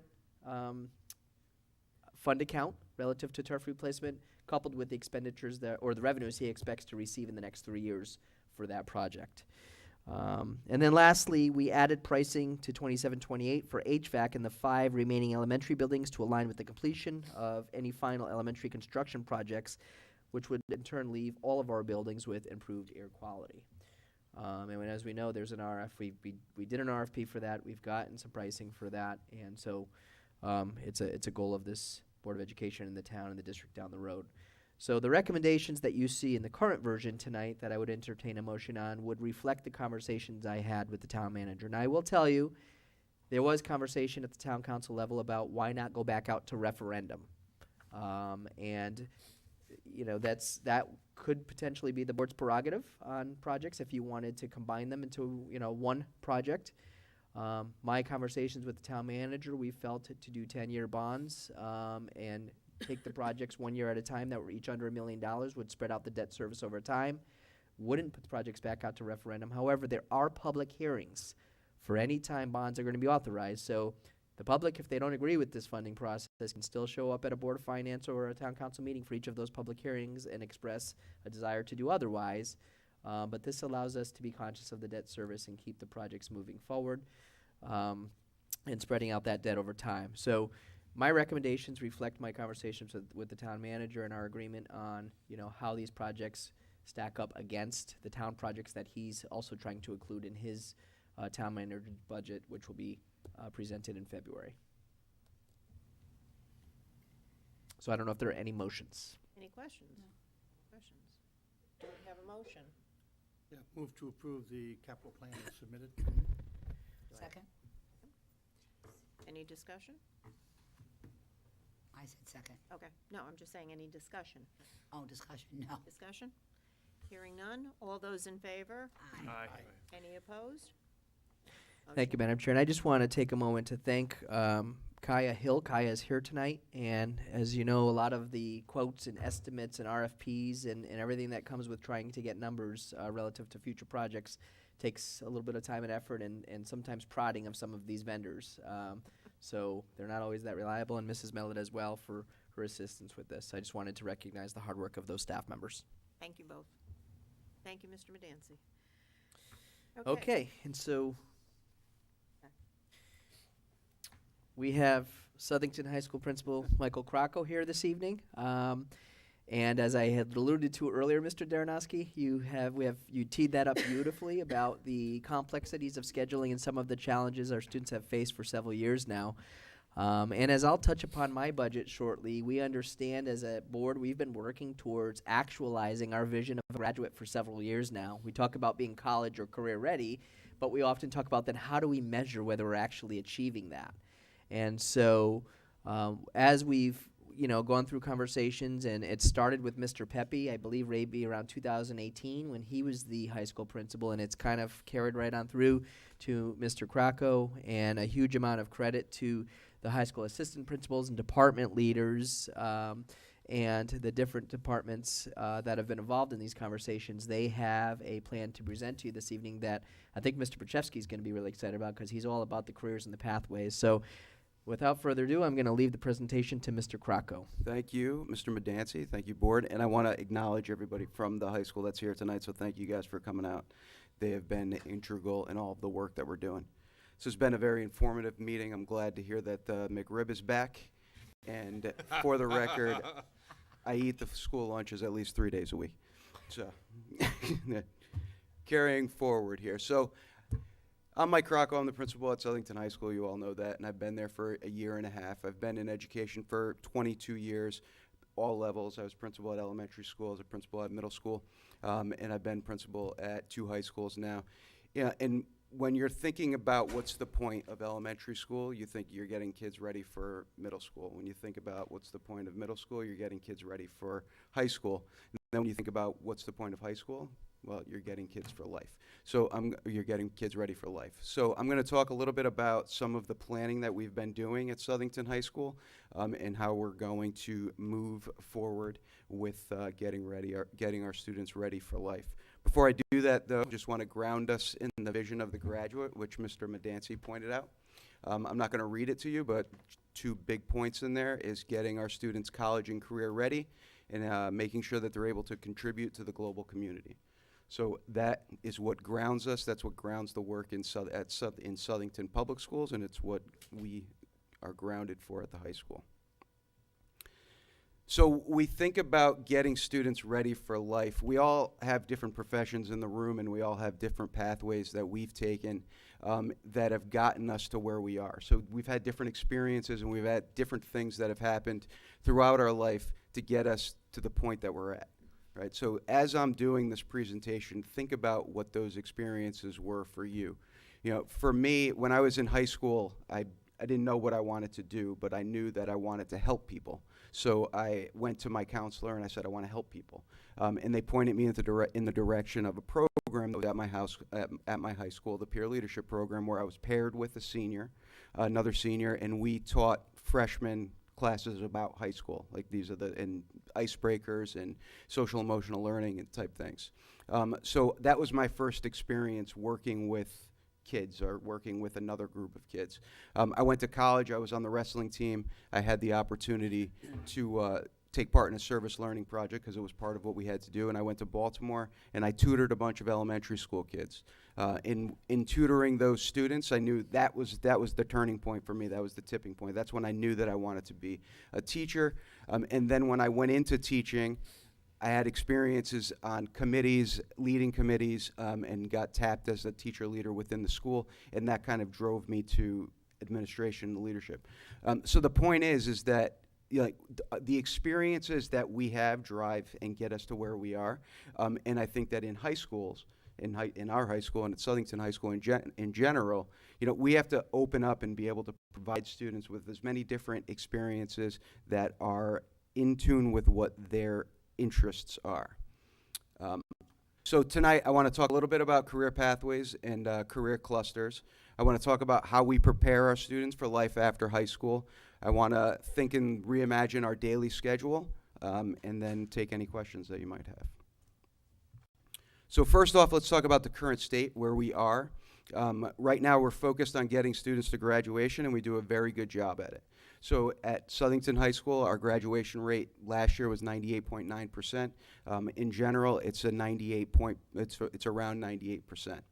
I'm not going to read all of those statistics to you, but our students after high school, the majority of them go on to a 2 or a 4-year college, and then there's other experiences that they have. It's interesting to me. So 80% of our students, around 80% of our students, go on to 4-year and 2-year colleges. Another little bit of data that I got when I was doing this, when I was putting this presentation together, is of our graduating seniors, about 71% over the course of the last couple of years immediately enroll in college, into a 4-year college. And then if you look at what's the percentage of those students that graduate in 4 years, that goes from 71% to 55%. And that's not specific to Southern. That's a national average. It's kind of like that. But it causes, data forces you to ask questions, right? So if 71% are entering college immediately, or entering high school immediately after college, and only 50% are getting to graduate in 4 years, what's the reasoning? You know, and I think a lot of it is providing experiences for students so that they, when they're leaving us, when they're leaving high school, they have ideas of what they want to do.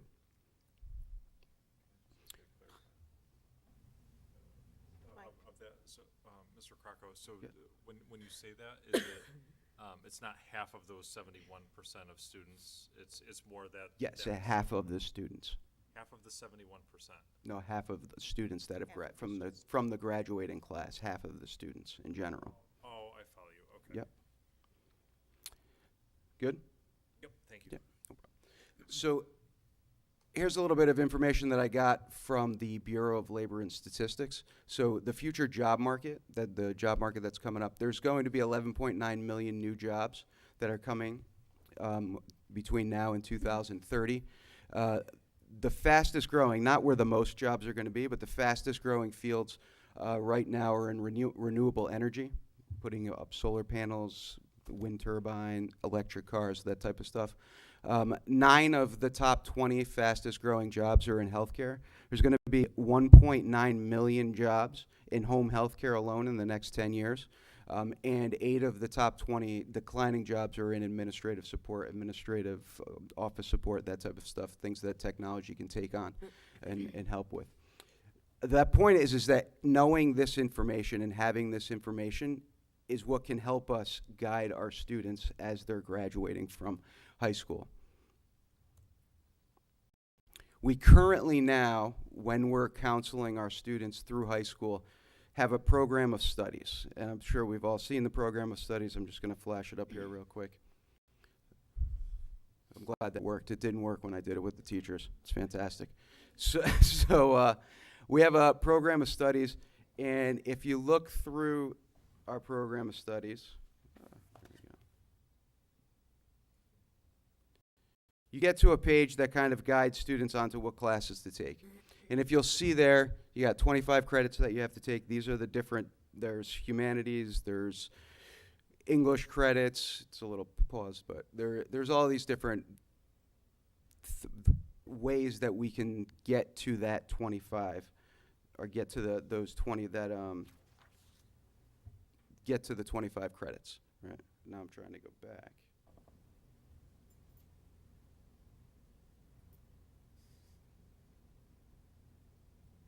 There we go. And what is our program of studies focused on right now? So it's organized in a way where the focus is on the number of credits. The credits are organized by department, and there's little relevancy between what those classes are and how they tie to college and career readiness. So how do we shift that, and how do we plan beyond Southington High School? So we think about these things called career clusters and career pathways. So a career cluster is essentially a group of related types of work. A career pathway is a pathway to a specific profession or to a specific job. I can show you a little bit more about that. So we have these 3 groups of pathways, and then underneath it you'll see those career clusters. If I'm interested in going into, say, finance, and I see this is a career cluster, when I'm picking out my courses, and this is the direction that we're going in, so this is what our program of studies will look like. When I'm looking for my courses, I'm hit immediately with the number of different professions that go into, that are in finance. And some of these professions require a 4-year college, some of these professions you can do right out of high school, but it's all right there. So it's tied to the interests of the student. So if I'm a student, I'm interested in finance, I'm looking for my courses, the first thing that I see is all of the different professions that go into what I'm interested in. And then if you see it when we go down here, now you have, these are the classes that you can take, and they're tied, they're relevant to whatever that career cluster is or whatever those pathways are. What's in blue is what's required. What's in red is our electives, and the electives are tied directly to finance. So if you're interested in finance, you know the courses that tie directly to that finance cluster. If you go down, we also have all the different college opportunities so these are the different opportunities to get college credits that are all tied to finance. Then you have the different internships that and opportunities and certification opportunities that exist. And then all of the different clubs that exist that tie directly to that finance, and then different resources that we have. So as you can see, what we're trying to do is focus on interests in potential careers. So get our students to start thinking about and looking about what are they interested in and how does that tie to careers, provide relevancy to a student's courses, and then open up opportunities for exploration. So what's next? What do we do next? So one of the things that we've been doing is organizing our current program of studies to focus on student interests. We're looking at current electives and how they tie to those high interest jobs within the high school, and how you've seen a bunch of different changes to courses. That's directly tied to the work that we're doing right now. And then looking at and adjusting our current schedule because it provides some limitations. We have pathways that exist. We have some pathways that exist at the high school. This Project Lead the Way is an excellent example of that for students that are interested in engineering, architecture.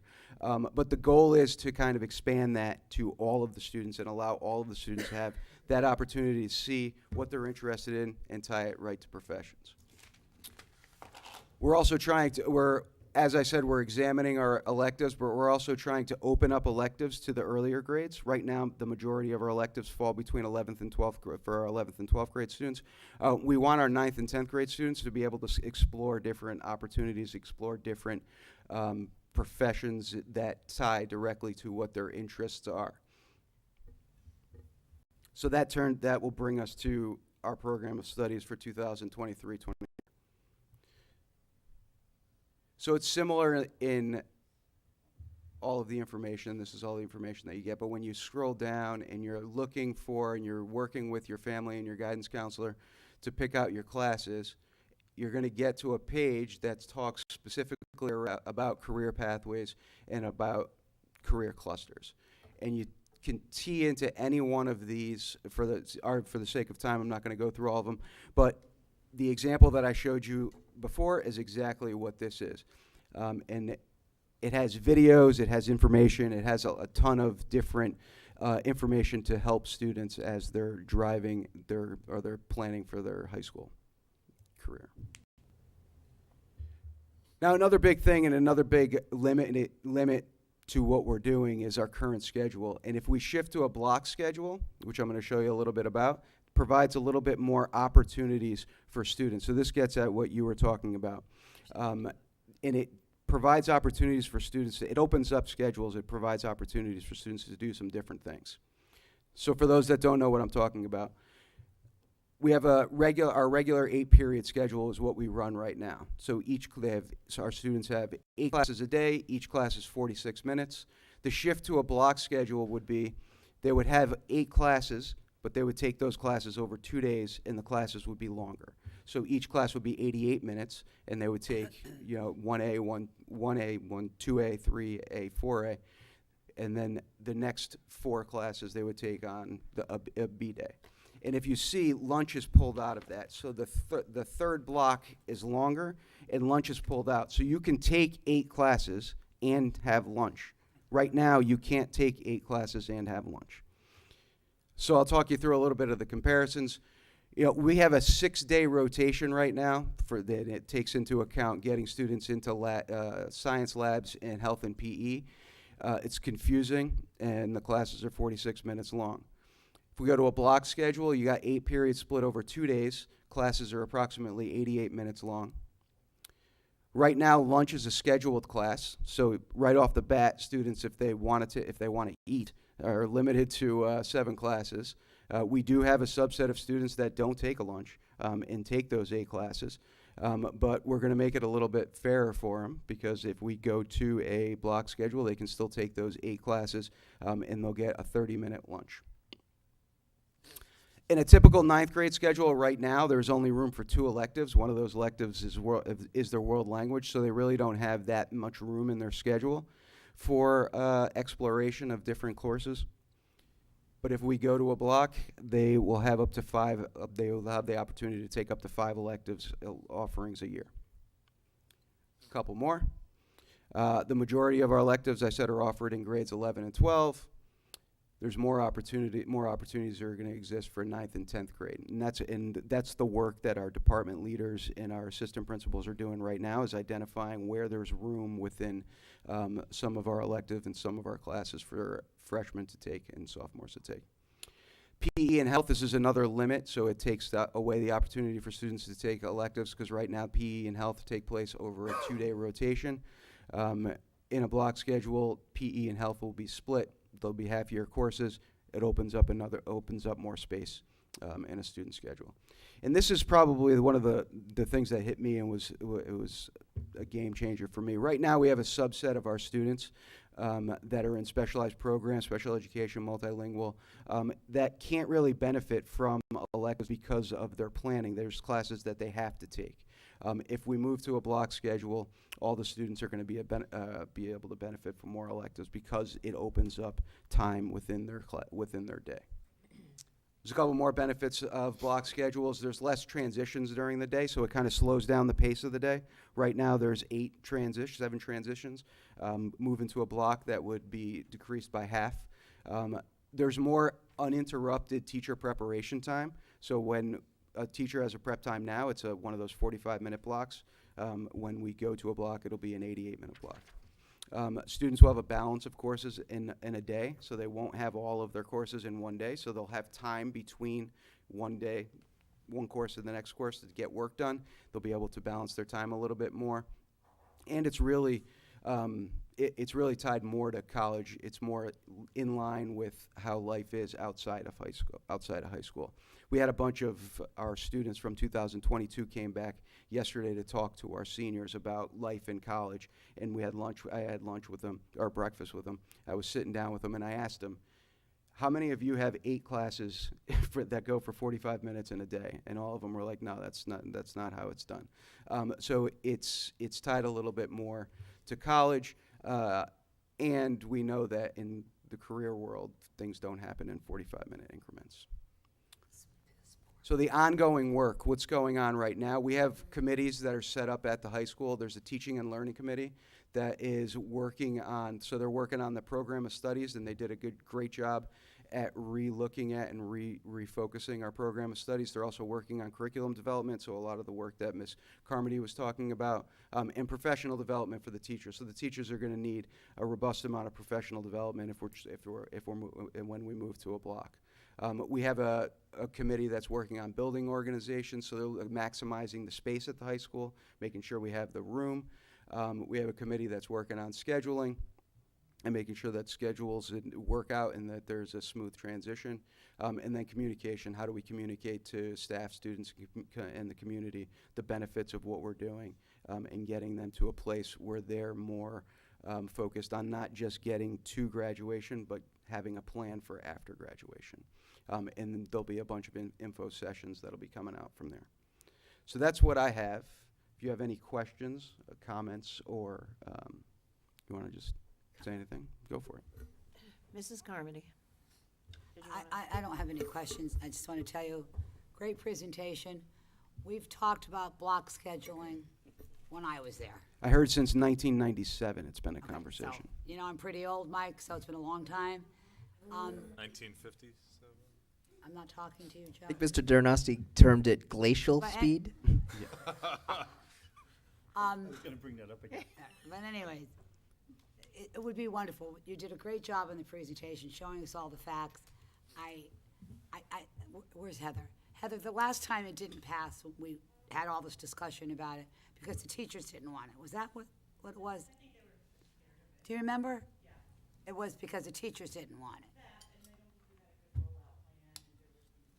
Yeah, but we really did a lot of discussion about it. There's no question that it is the best thing for the students, in my mind. There's no question about it, really.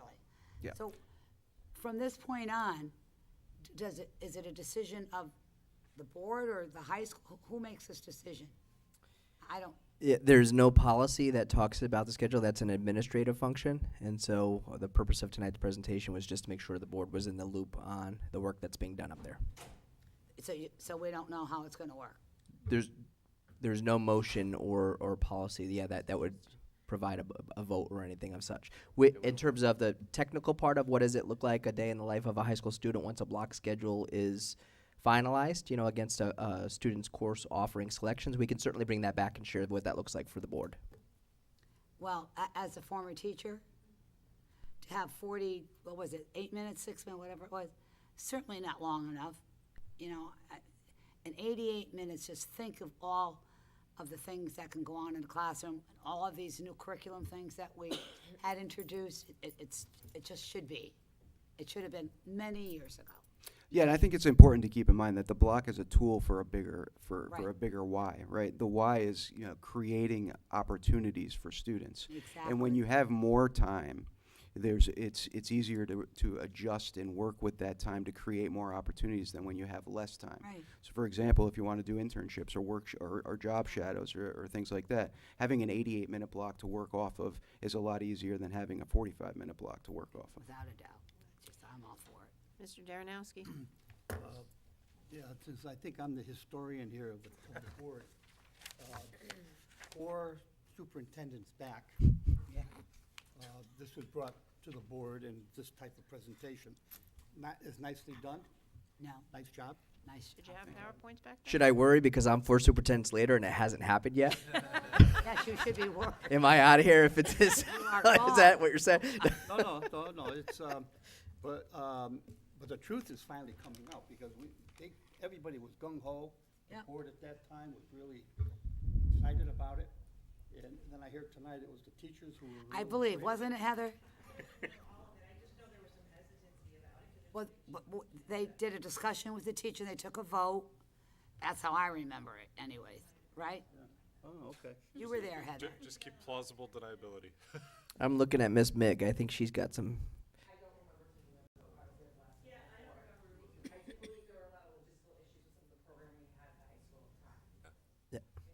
Well, I'm excited about it. I Me really too. am. I mean, this is, So you don't think we took a vote? You're saying no, huh? So you think I'm crazy? Okay. Miss- We Say- know okay. that's okay. Are you good? Okay. Mr. Bajewski? Again, awesome presentation. I guess 2 things. So seeing what we've done at Kennedy and now DePaulo Right. with that mitigation of time for the students and being able to act, again, focusing more on the development of the student. It makes sense. I guess for me and maybe for the public as part of the presentation, going back to old debate class, right? is learn the opposite of how you feel about a subject, and then you can argue your point better. What are maybe like the top 2 things that would come up where someone wouldn't be in support of a block schedule? And is it like more teacher related, or would it be more student related? So I think it's important to note that there's good there's positives and negatives in anything, and consistently bringing it back to the why are we doing it at Southington High School is important. It's the idea of opportunities for students, right? What proponents. Some negative pieces to it is that it's tough to sit in. If you're a student that can't sit for 88 minutes, it's tough to sit in a class for 80 minutes. But at the same time, when you have, like I said before, when you have that longer block of time, it's easier to take away from a block than it is to add to another. So if a student has an individualized plan, we can work through any of those challenges. Other issues against it, can't really think. It's a long time to teach. It's change management. Having 2 daughters right now in a 4x4 block, and a wife who taught in the 4x4 block and taught in a 42-minute schedule prior to, if you ever told them we were going back to Southington's current schedule, they'd tell you to go pound sand. My kids and my wife. The teachers, once they adjust to it with their lesson design, appreciate the opportunity to really dive deeper into subjects and really get into authentic, in science investigations and whatnot, and projects and presentations that the kids can do, the collaboration that you can then foster in time to provide that. And I'm looking at Ryan. Is Ryan the only one left? Yeah. Well, he won't be here to enjoy it because he'll be off to college. And I won't take it personal that the other 2 left. Yeah.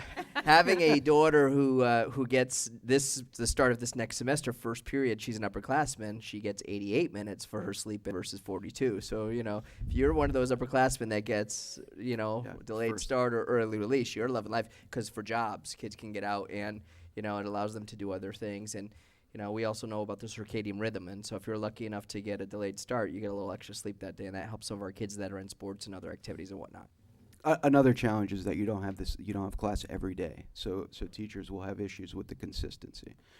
But again, when you have a block of time that's longer, you can problem solve around that, right? Of course. And you can cut a block in half if you have to, and give students interventions and pieces like that.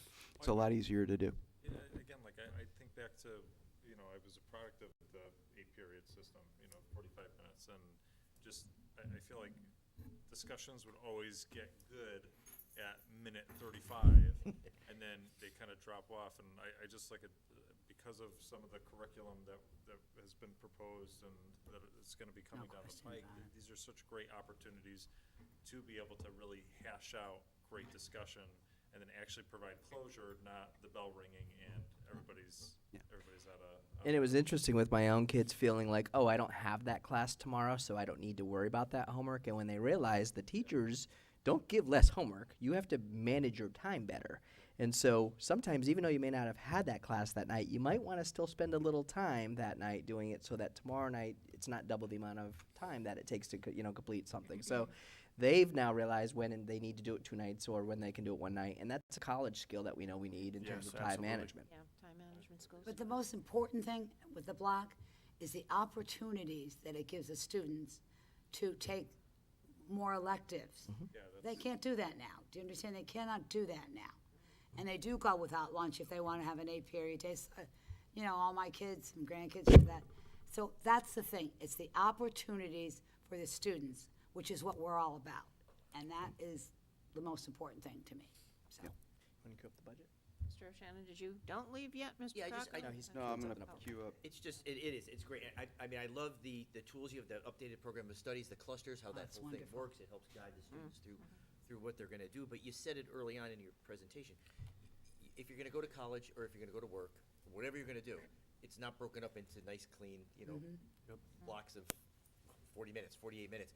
It's, you have to get used to that process. I mean, you said it, Steve, a moment ago. I mean, you're going to be college ready, you're going to be career ready. You're not going to be as neat and orderly as an 8-period high school session. You got to get used to that sort of stuff. Prepare yourself, do your time management, know how to prepare for the next day, learn the hard way sometimes on doing it, right? But I think that's a great opportunity for these kids, and I think it's gonna work out really well. I think it's gonna take some getting used to for the teachers. It's gonna take some getting used to for the students, but to the point of, nothing new happens until it happens, right? And you get in there, and if you've got a group of people that are ready to do it and are dedicated to it and committed to it, it's gonna work. Yeah, kids and I think they're that's gonna the take key. advantage of it. That's the key, is you just have to jump in and do it, Gotta make it right? happen. You just gotta get to it. A lot of times in education, we wait for perfection and we want everything to happen all at once. This is the beginning of a pretty journey that can actually lead to a lot of great things. So, building relationships with community businesses to create more internships at the high school, then creating an internship class that's credited at the high school. Like, those types of things are coming down the pike. You just got to take baby steps to get into it, and then once you get into it, elicit the feedback from the teachers, which is one thing that I'm trying to. That's why those committees are set up, so it's not just top down, but we're getting those questions. I presented this to the teachers on Tuesday, and then asked them to give me back all of the questions, comments, and concerns that you have.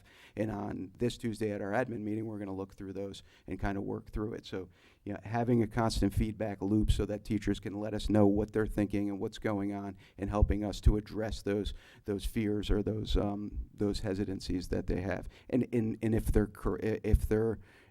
it's legitimate, working through that, because they're going to think of things that we don't think of, and that's what we have. That's the collaboration that we have to put in place. It's a step change. This is a step. This isn't a minor. This is a step change, and then you open up the gates of taking the feedback. Yep.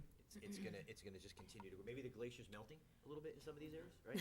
Maybe things will start moving a little bit faster, but that's how you make it happen, right? Yep. Mr. Krakow, how will the block work on a shortened day? It'll be the blocks will be shortened. will be Yeah, shorter. very similar to what we do now. Okay. Yep. Krzyzewski and then Mr. Darnos. I promise this is my last question. I'm So so it's sorry. kind of double-edged. So I'm still intrigued over the first slide where it talks about, this is how many students go, and then we have this phenomenon of these are how many kids don't wind up finishing school. And, I had a chance to pull up here. So Wesleyan's tuition is $64,000, and to stay on campus is almost an additional $20,000.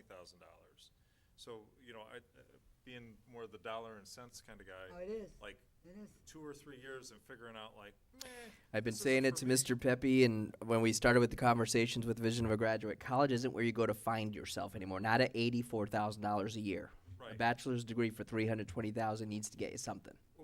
So I guess so that launches me into, is there a way that we might be able to tease, and again, this is something down the pike, I guess, but the school systems that utilize, the districts that utilize block scheduling, do they find, like, I guess a reduction of that? And can we explore that in, I guess, our own Yeah. DERGs and things like that? Yep. That'd be great. Definitely. Mr. Darnowski, you had another question? Yes, I mean, this is I'm really excited, maybe more excited than your teaching staff. What's the timeline? So over the course of the next couple of months, I'll be providing the information to families, to students, and teachers will be going through professional development throughout the last half of the school year here, and then fall of 2023-24, the scheduling will be block, and then we'll go from Hold there. that to, can I hold you to that? So the decision is yours, Mike? Well, the decision, I think, is all of ours. But yes. Yeah, but yes. I want to know because this happened so many times in the past, and we never pulled it off. So the school that I came from was a block so I have experience with the scheduling. The school that I came from, and I will echo what Mr. Medancy said. The teachers did the same thing. The teachers there'll be hesitancy going in, and students as well. There's hesitancy going in. Once they get in, and they've been in, they can't imagine going back. Okay. But we'll listen, yeah. Presentation. Okay. So, thank you. Thank you for coming, and I would just ask that once this is implemented, because, we're hearing this now, and it sounds terrific, I'd like you to come back. Tell us how it goes. Yeah. Once you get it implemented. 6 months, Colleen. Give yeah. them 6 months. Sure. Give them 6 months. I'll give you 3. Sure. Because otherwise think we'll be so. right in the middle of budget. So if you could come back to us to give us the perspective from the students, the staff. How's it going? Because I'm kind of curious. I'll be curious. Me too. Yeah, okay, good, good. Okay. So thank you, Mr. Thank Crocco, you. for coming. Okay, we now have reading of, Colleen, do you have, do you have 11D? 11 Did we put? D. These are policy readings? No. The 11. The suspension? I don't know. 11, yeah, that's 11S. 11 what? Yes. That's, that's Sorry. after, that's afterwards. But we do have approval of job descriptions. Yes, the job descriptions do not do 2 readings. Yeah. So, Mr. Williams, if you'd like to make a motion to approve the Family Resource Center parent educator? Yeah, move that the board approve the job descriptions as presented. So move. Do you have a second? Do you have a second? Second by Isaiah? All those in favor? Aye. Thank you. Next motion, Mr. Williams? You've got the career pathway liaison? Need a motion for this? Turn on there.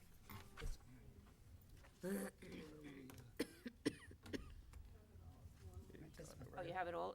It should be 2, because it's 2 different. It's right here, yeah. But it's okay. I mean, you can still set it as a motion. Okay. Yeah, it's all part of the same, wasn't it? It was all part of the same. I thought it should be. Is this policy 9325? No. No, that's the first reading, no. No. Job descriptions, Yeah, it's plural. yeah, it was family job resource. descriptions. It was 2 isn't it 2, is it 2 different job descriptions, or is it 1? I thought it was 2. There's 2. Do you want to just make an individual? Yeah, if you can make it just an individual motion for career pathway liaison stipend? Yep, so move to approve the job description for the career pathway liaison stipend as presented. Second? All those in favor? Aye. Okay, thank That's you. a really important position. Ties, yeah, very Really closely to important. what we just discussed. All the rest of these are all first readings. Yep. And Do you want I'm gonna- motions on them? Here or comes no? the band. no, we don't need motions. They're all first readings. So now we have the second to last item or third to last actually, is superintendent's budget. I'll turn it over to Mr. Dancy. Thank you. Jessica, do you mind hitting that top light for me?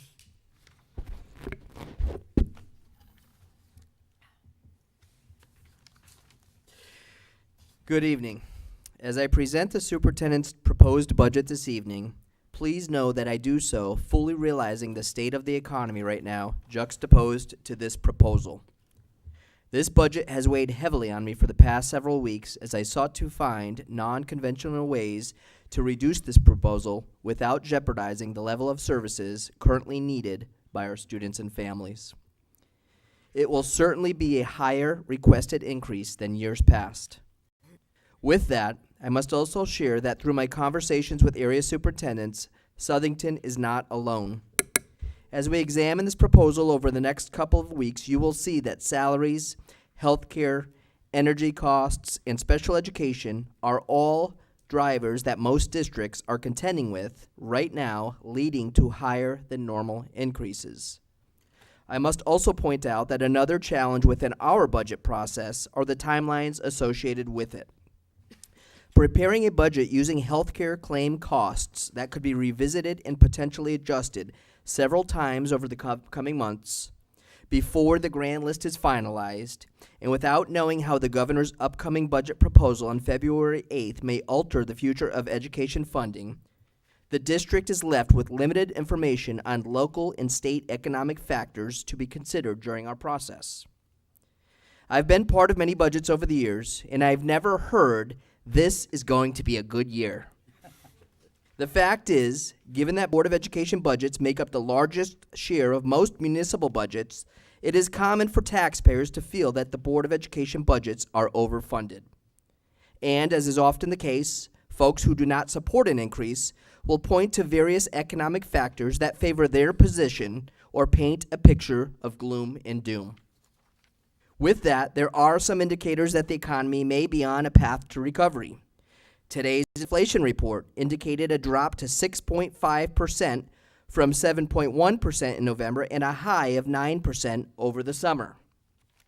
And while admittedly still very high, we need to realize that those same economic factors impacting taxpayers affect the cost of operations to the district. Across the state, contract settlements are coming in higher, food costs are higher, energy costs are higher, and healthcare costs are coming home to roost after a steady lull over the past couple of years, while districts and municipalities enjoyed minimal increases as people put off elective surgeries during COVID. Another positive economic factor to consider is that Social Security just instituted the largest cost of living adjustment, otherwise known as COLA, in 4 decades, resulting in an 8.7% increase, which will boost the average monthly benefit by $140 a month for those collecting. I only share this to point out that it may be easy to go with popular opinions rather than facts of those who may not support increases. My goal within this presentation this evening is to provide some historical context without placing blame, and to highlight the major drivers of our increases. The budget you will see this evening does not contain any new staff, major projects, or equipment, or special projects within. Within the budget book, you will see that all that has been allocated to the non-lapsing account fund and full and transparent use of one-time grant funds to date. Going forward, I fully plan on engaging the community to the best of my ability during this budget season. During this engagement, I will be deliberate to ensure groups are not pitted against one another, as we all have a responsibility to do our best with the resources we have. Instead, the need for engagement is so that regardless of outcomes, all are aware and understanding of the difficult decisions that lie ahead. In the end, my job is to advocate for the needs of the district. I also understand that elected boards I will be working with throughout this budget process have a different job. Despite these differences, I am confident that we all have one goal, and that is through mutual respect and collaboration, we arrive at an adopted budget in May that meets the needs of the students in our district while being fiscally responsible to the taxpayers of our community. So with that, I'd like to start this evening's presentation, and I want to start by thanking the administrative team and my central office team for an extensive amount of effort and work that went into proposing this budget and putting it together. Mrs. Mellett and I have, I feel like we live here now, evenings, late into the evening, weekends, looking at the budget several different ways, hoping to see something different. So my hope is that you may see something different, or any of the elected boards or community members may see something along the way, yet we're able to still meet the needs of our students. So this evening, wow, we were doing so well. There we go. And I don't have my glasses, so I'm going to. Our purpose, obviously, within the budget process, and we know this, is to provide some historical context. So tonight, as part of the budget context, you'll get some of that history. We want to identify who we are. When we talk about our vision of a graduate, and the presentation that just occurred really accentuated what we're working towards, we want to identify that, and we want to remember that throughout this budget process. We want to communicate external and internal factors. So we're going to talk to you about the budget process and the iterations that we went through dating back several months now. As I present this to you, you'll get an overview and analysis of the major drivers, and then we'll obviously talk about next steps, as we're sure to have many more conversations. So, our vision of a graduate. A graduate of the Southington Public Schools will be college or career ready and prepared for life beyond by mastering the knowledge and demonstrating the skills to communicate effectively, think creatively and critically, and contribute to the global community. As we've said several times since this adoption, students don't graduate from Southington High School. They graduate from the Southington Public Schools. And it's our job to begin preparing them from pre-K all the way through to their completion of high school, which means being cognizant of the staffing and the resources that are needed. Who we are, obviously you know all of the elementary schools we have in town, and we're an organization with 1,127 staff members, and that's a pretty large entity when you think about some of the corporations and businesses in town here. Some of the data, that may be hard to see from where you're at, but I can read a little bit of it. We have our enrollment of 6,300 students. The percent of our students with disabilities is 15.2%.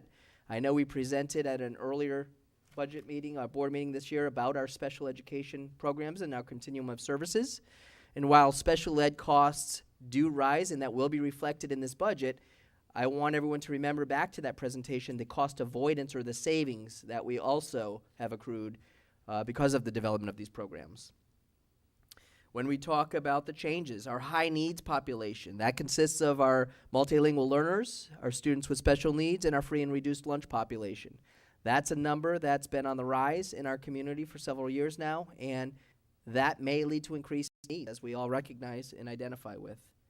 We understand that we consistently outperform districts in our DIRG and the state on standardized tests, so I think it is a testament to the hard work of our teachers, the quality of our curriculum, and the programs and services that we provide.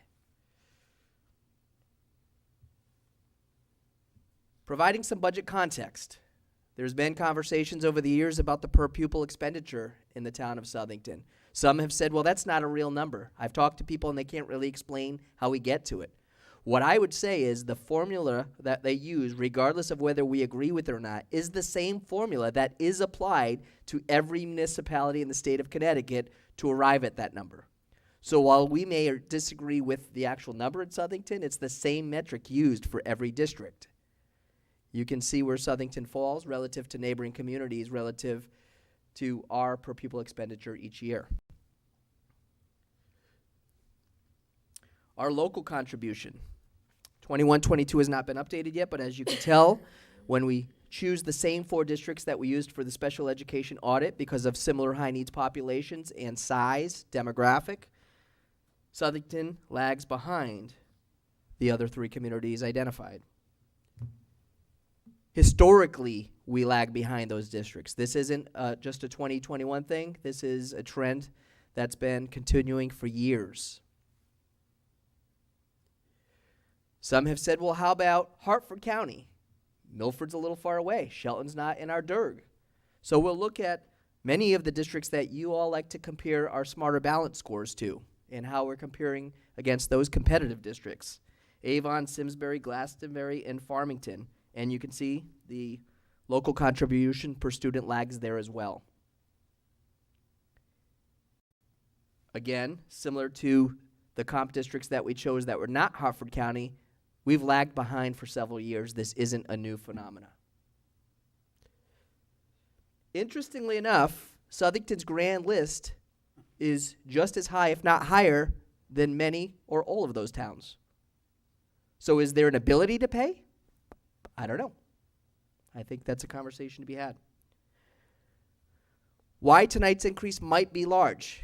If you look back last 5 years, the percent increases that have been approved through the budget process, and we look at the mill rate, which is essentially the base that we're working off of as costs continue to increase. That slide directly equates with the lack of funding tied to per pupil expenditure and the minimal increases that have occurred. So the process and our budget preparation. We know this is an iterative process. It starts with the administrative team in October.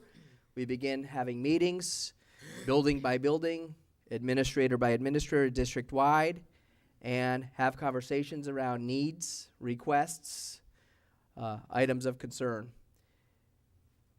We'll finish eventually when the town adopts a budget on May 8th, which ultimately then leads all of us back together for potential reallocation meeting if that's needed. So this budget, some of the timelines associated with in October, and I know you got the budget recently, and I've talked to several of you about some of the challenges with the timelines in this budget. From October 4th to the 21st, you can see there some of the procedures that we undertake in the development. We then move forward with Human Resources Central Office and try to get projections that help us with those that are items that are not building-based, but district-based information that we need to compile. And then Mrs. Mellett and I spend a lot of time together from December 1st to January 6th looking at it over and over and over, which led us to this process. The first iteration, our first pass after a meeting with all the administrators, there were 37 FTEs requested by administrators district-wide. Now, you'll remember that I pointed out as my introduction, there are no new staff in this budget. So despite the fact that administrators were asking for staff, I was not able to bring any forward and include them in this budget. After that initial meeting, we went back and removed all new personnel, and that got us to 10.18%, which we still knew was too high. We then removed all major projects and equipment, school equipment, and special projects. We reduced our supply lines to a 0 increase in any line that we did not see annual expenditures where there was needs for transfers or that were exhausted. So even that alone we know could potentially result in less supplies and materials next year, given that if the line doesn't change but the cost of those supplies and materials increases, you have less ability to purchase.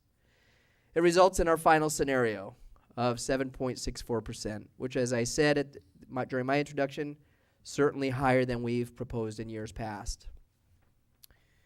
Now we talk about the overview and the analysis. So what goes into that number, that 7.6? These are the major drivers. This is not a secret. It's always been that way with budgets in boards of education. If you've been following the newspapers lately as the other municipalities and school districts are bringing their budget proposals forward, these are the drivers. I would say one area we're a little bit lucky with is that we've locked in energy pricing for till 2024 for electricity and some of our fuel. And that has been a savior because that's another driver that's hitting districts hard right now that we won't have to contend with until next year, and hopefully there's some improvement in that by this time next year.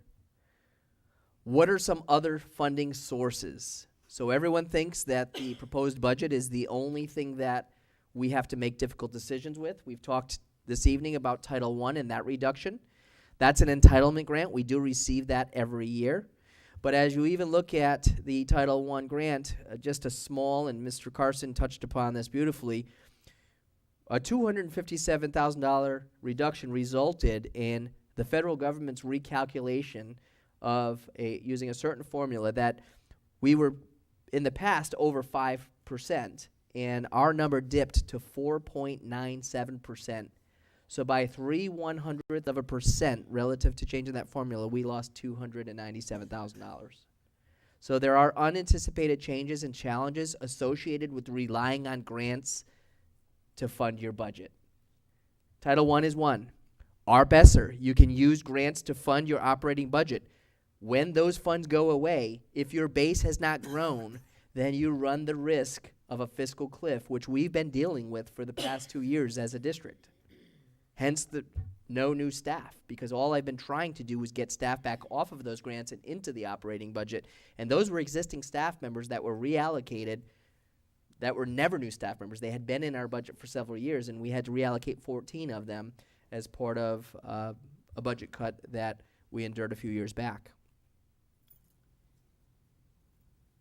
Grant revenues by award year.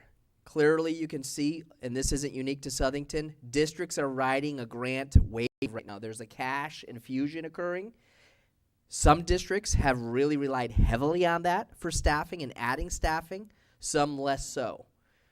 I think I'm a bit grateful that, yes, we've used some of it for staffing, but a lot of it, if you think back to the teachers on assignment, those were one-year positions. They don't exist this current fiscal year. We said they were going to be one-year positions. We kept to that, and they're no longer on our budget, so we don't face reductions of those staff members next year.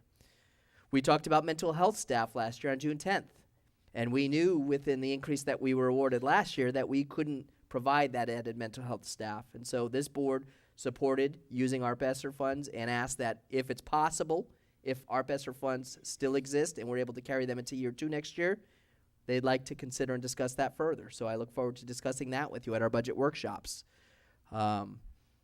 We also took some of the ARP-ESSER money and I applied to the state and was approved for teacher retention, attraction and retention. And I'll tell you, I was just doing a story, I don't know if it's been in the Record Journal yet, with Jessica Sims this past week. I shared with you some of the information that would show there. I don't know that we could have been any luckier by choosing to use some of those funds to make Southington competitive during a national teacher shortage. It's allowed us to flatten out the salary grid so that teachers were leaving us who were previously, and our department leaders can tell you that they've lived this, who were leaving us in year 4 for higher salaries in surrounding towns are now competitive. Teachers want to apply here now because the reputation Southington has, coupled with competitive wages, which is something that we struggled with before. And it's more important than ever now as teachers in shortage areas are actively marketing themselves for the most competitive wages, which is something that is a newer trend in the past couple years that we hadn't endured previously. This is a breakdown of grant expenditures by year. And I plan on sharing this entire PowerPoint with you and posting it on the district website so that anyone who would have questions, who may be watching publicly, can circle back to it. But this is a breakdown by year, and again, as you can see, quite a decline. And so, again, I reiterate the dangers of relying on grant funding, and I think Mr. Daranoski also pointed out non-lapsing account funding. One-time funding, if it's not part of the town's base, eventually has to be addressed at some point down the road. And so I understand there'll be multiple strategies that we discuss, and I welcome that conversation, but I just want us to remember that. There's been a lot of conversation about the cliff. So what I can tell you right now is, thankfully, we have enough, and it's built within this budget. You'll see it that if the board so chooses to, we can keep the mental health staff that was approved last June 10th for one more year, coupled with the monies that we had put aside for the teachers' contractual raises, which did offset the size of the teacher's contract. And I'm thankful, again, we settled last year because teacher contracts right now are coming in far higher than we settled last year. So again, a little bit of luck here. But with that, those are the numbers we would be looking at in terms of consideration for fiscal year 25. One piece of information around this, and we can get a little bit deeper with it, there's a bill that was introduced already called the Student-Centered Funding Bill. Right now, Southington is considered, using the governor's current formula that was approved and adopted in 2018, overfunded by the state, which means we will face a gradual reduction in ECS funding until the year 2028 if that formula stays as is. If the student-centered funding bill passes, Southington stands to net $725,000 in the year 2025. And they've introduced that bill to be started in 2025, essentially introducing a new educational cost-sharing funding formula so that districts that are facing a fiscal cliff have funds relative to the new formula in order to avoid mass layoffs. That won't be the case for us, but that may be the opportunity that, if the needs still exist, to figure out if these people need to become part of the budget long-term if the student-centered funding bill passes. So that's 2 years out, but it's important that we recognize that. What are some of the drivers relative to salaries? We said salaries are a major driver. The teachers, a 3.36% increase. Secretaries, paraprofessionals, custodial managers, union administrators. We've been very successful. We have great relationships with our bargaining units. I think they're fairly compensated, and I think they deserve everything they get. The benefits. We've talked about this, and you can see the percent increase of 38.3% in 1 year is enormous. So that's a cost, that's a fixed cost that is not something that I can just say when I'm doing my budget, I'm going to cut $2 million from there, because there are contractual obligations associated with those health insurance costs. Another unanticipated increase, which is new to Southington, is the expense of transportation for homeless students. Urban districts around us have endured this expense for years, but essentially what it is, the McKinney-Vento Act means that any student who is declared homeless, and there's a certain criteria that we apply to that, gets to stay in the district where they were last had permanent housing. So that works both ways. If a student is declared homeless and is, let's say, staying in a shelter in New Haven, but was a student of the Southington Public Schools, we split the cost with the city of New Haven, and we transport that student from New Haven to Southington every day so that the one permanent and stable piece that was part of their life gets to continue, and vice versa. Now, incidentally, we have a couple motels in Southington that Some families can afford to stay in if they're on hard times, and so it results in a lot of homeless students staying in those motels, which means Southington now shares the cost to transport them to whatever community they were last in. These are unfunded liabilities. We don't know when these students will show up at our door, but legally we have an obligation, and morally, I would say, to allow them to continue in the district that they were in. 483% increase to that line item. Outplaced tuition and diagnostic center tuition, I will tell the board now, I plan on bringing you an update at the workshop on Tuesday evening relative to this specific slide and line item, because as I shared with you in my opening statements, we're preparing a budget for all of you well before we have all the information we need. So when we start to talk about excess cost sharing, when we start to think about our students who are 22 and aging out of some of our in-district programs, when we have PPTs that occur throughout the year and determine who's going to be outplaced and who may be coming back to district, these numbers can fluctuate. So I have some adjustments to this slide that I'd like to speak to further with all of you on Tuesday evening at our workshop. And I think lastly, a lot of people assume that the bulk of the budget work occurs next Tuesday and Thursday. And we know the bulk of your work occurs next Tuesday and Thursday as you do a close vetting and ask great questions relative to the budget. We consider suggestions, ideas, try to find information and see if we can do better. And I welcome those conversations. But the decision ultimately around whether class sizes will increase or programs will be compromised or eliminated really lies throughout the process. Every elected board needs to hear what it is that the community has the appetite for and what they want to see in terms of programs and services for our students. And so I would encourage the community to attend the Board of Finance meetings and workshops. We had a public hearing last year. There was not one member of the public, both either for or against the budget. But that limited engagement, yes, you could suggest that it means they trust the work of the elected officials, but it also may mean that people may not be paying attention or aware how difficult and complex this year may be. And so I really encourage folks to pay attention, participate, ask questions throughout every phase of this budget process.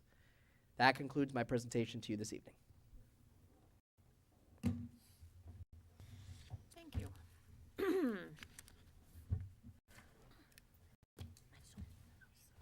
Thank you, Mr. Medancy.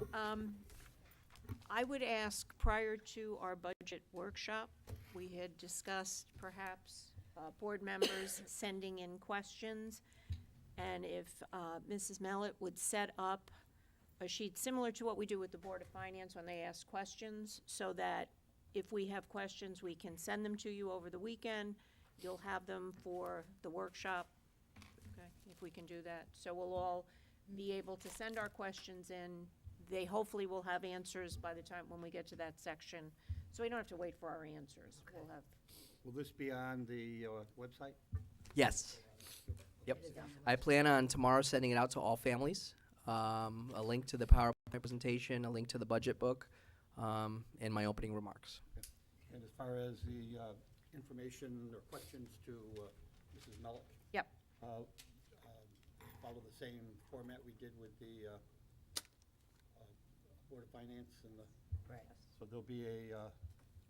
We'll send you a link. All you do is click on the link. You have to type in your questions. So Yep. that everybody gets a. Everyone will Everybody see the can get- questions that everybody so can see. redundancy won't occur. Yep. Yeah. Good, good. And that way we can do it ahead of time rather than having to wait, Right, so. that'd be great. That'd be great. And the only thing I would caution is, in fairness to Mrs. Mellett, we've spent We a will lot hammer of her. time. The budget was introduced to you tonight, and the workshop is Tuesday with Monday being a holiday. So we will do our best for Tuesday's workshop for any questions. The good news is we have a budget workshop Thursday as well. So there's probably a lot of questions. We'll have the information readily available, and we'll be able to speak to Tuesday evening, in addition to the typical vetting of the budget book like we usually do. Yeah. And anything we can't get to Tuesday, I'm certain we can get to you by Thursday. Are we all good with that? Yeah. Okay. Okay, thank you, Do you have any Ms. other good news for us? The high school's doing a great job with the career clusters. Have you heard about They that? did. Yes, they did. Yeah. Mr. Darrenowski. No, I'm sorry, whoa, I'm sorry. We have 11S. See, I did write that down. I'd like to make a motion to expel student number 2022-2023 11 as stipulated by the administration. Second? Second? All those in favor? Aye. Abstain. I'll abstain abstain adjourn. as well. Okay, 2 abstain. Jasper and Sean. And Sean. 2 abstentions. Okay. I did the move to adjourn. Second? Yeah, now we did. And thank you to the parents and staff that stayed through tonight. Very much. I appreciate it. And student. All in favor? Yeah, Ryan. Aye. Meeting's adjourned. What does he win? He needs to win something. Huh? He needs to win something. Presented it.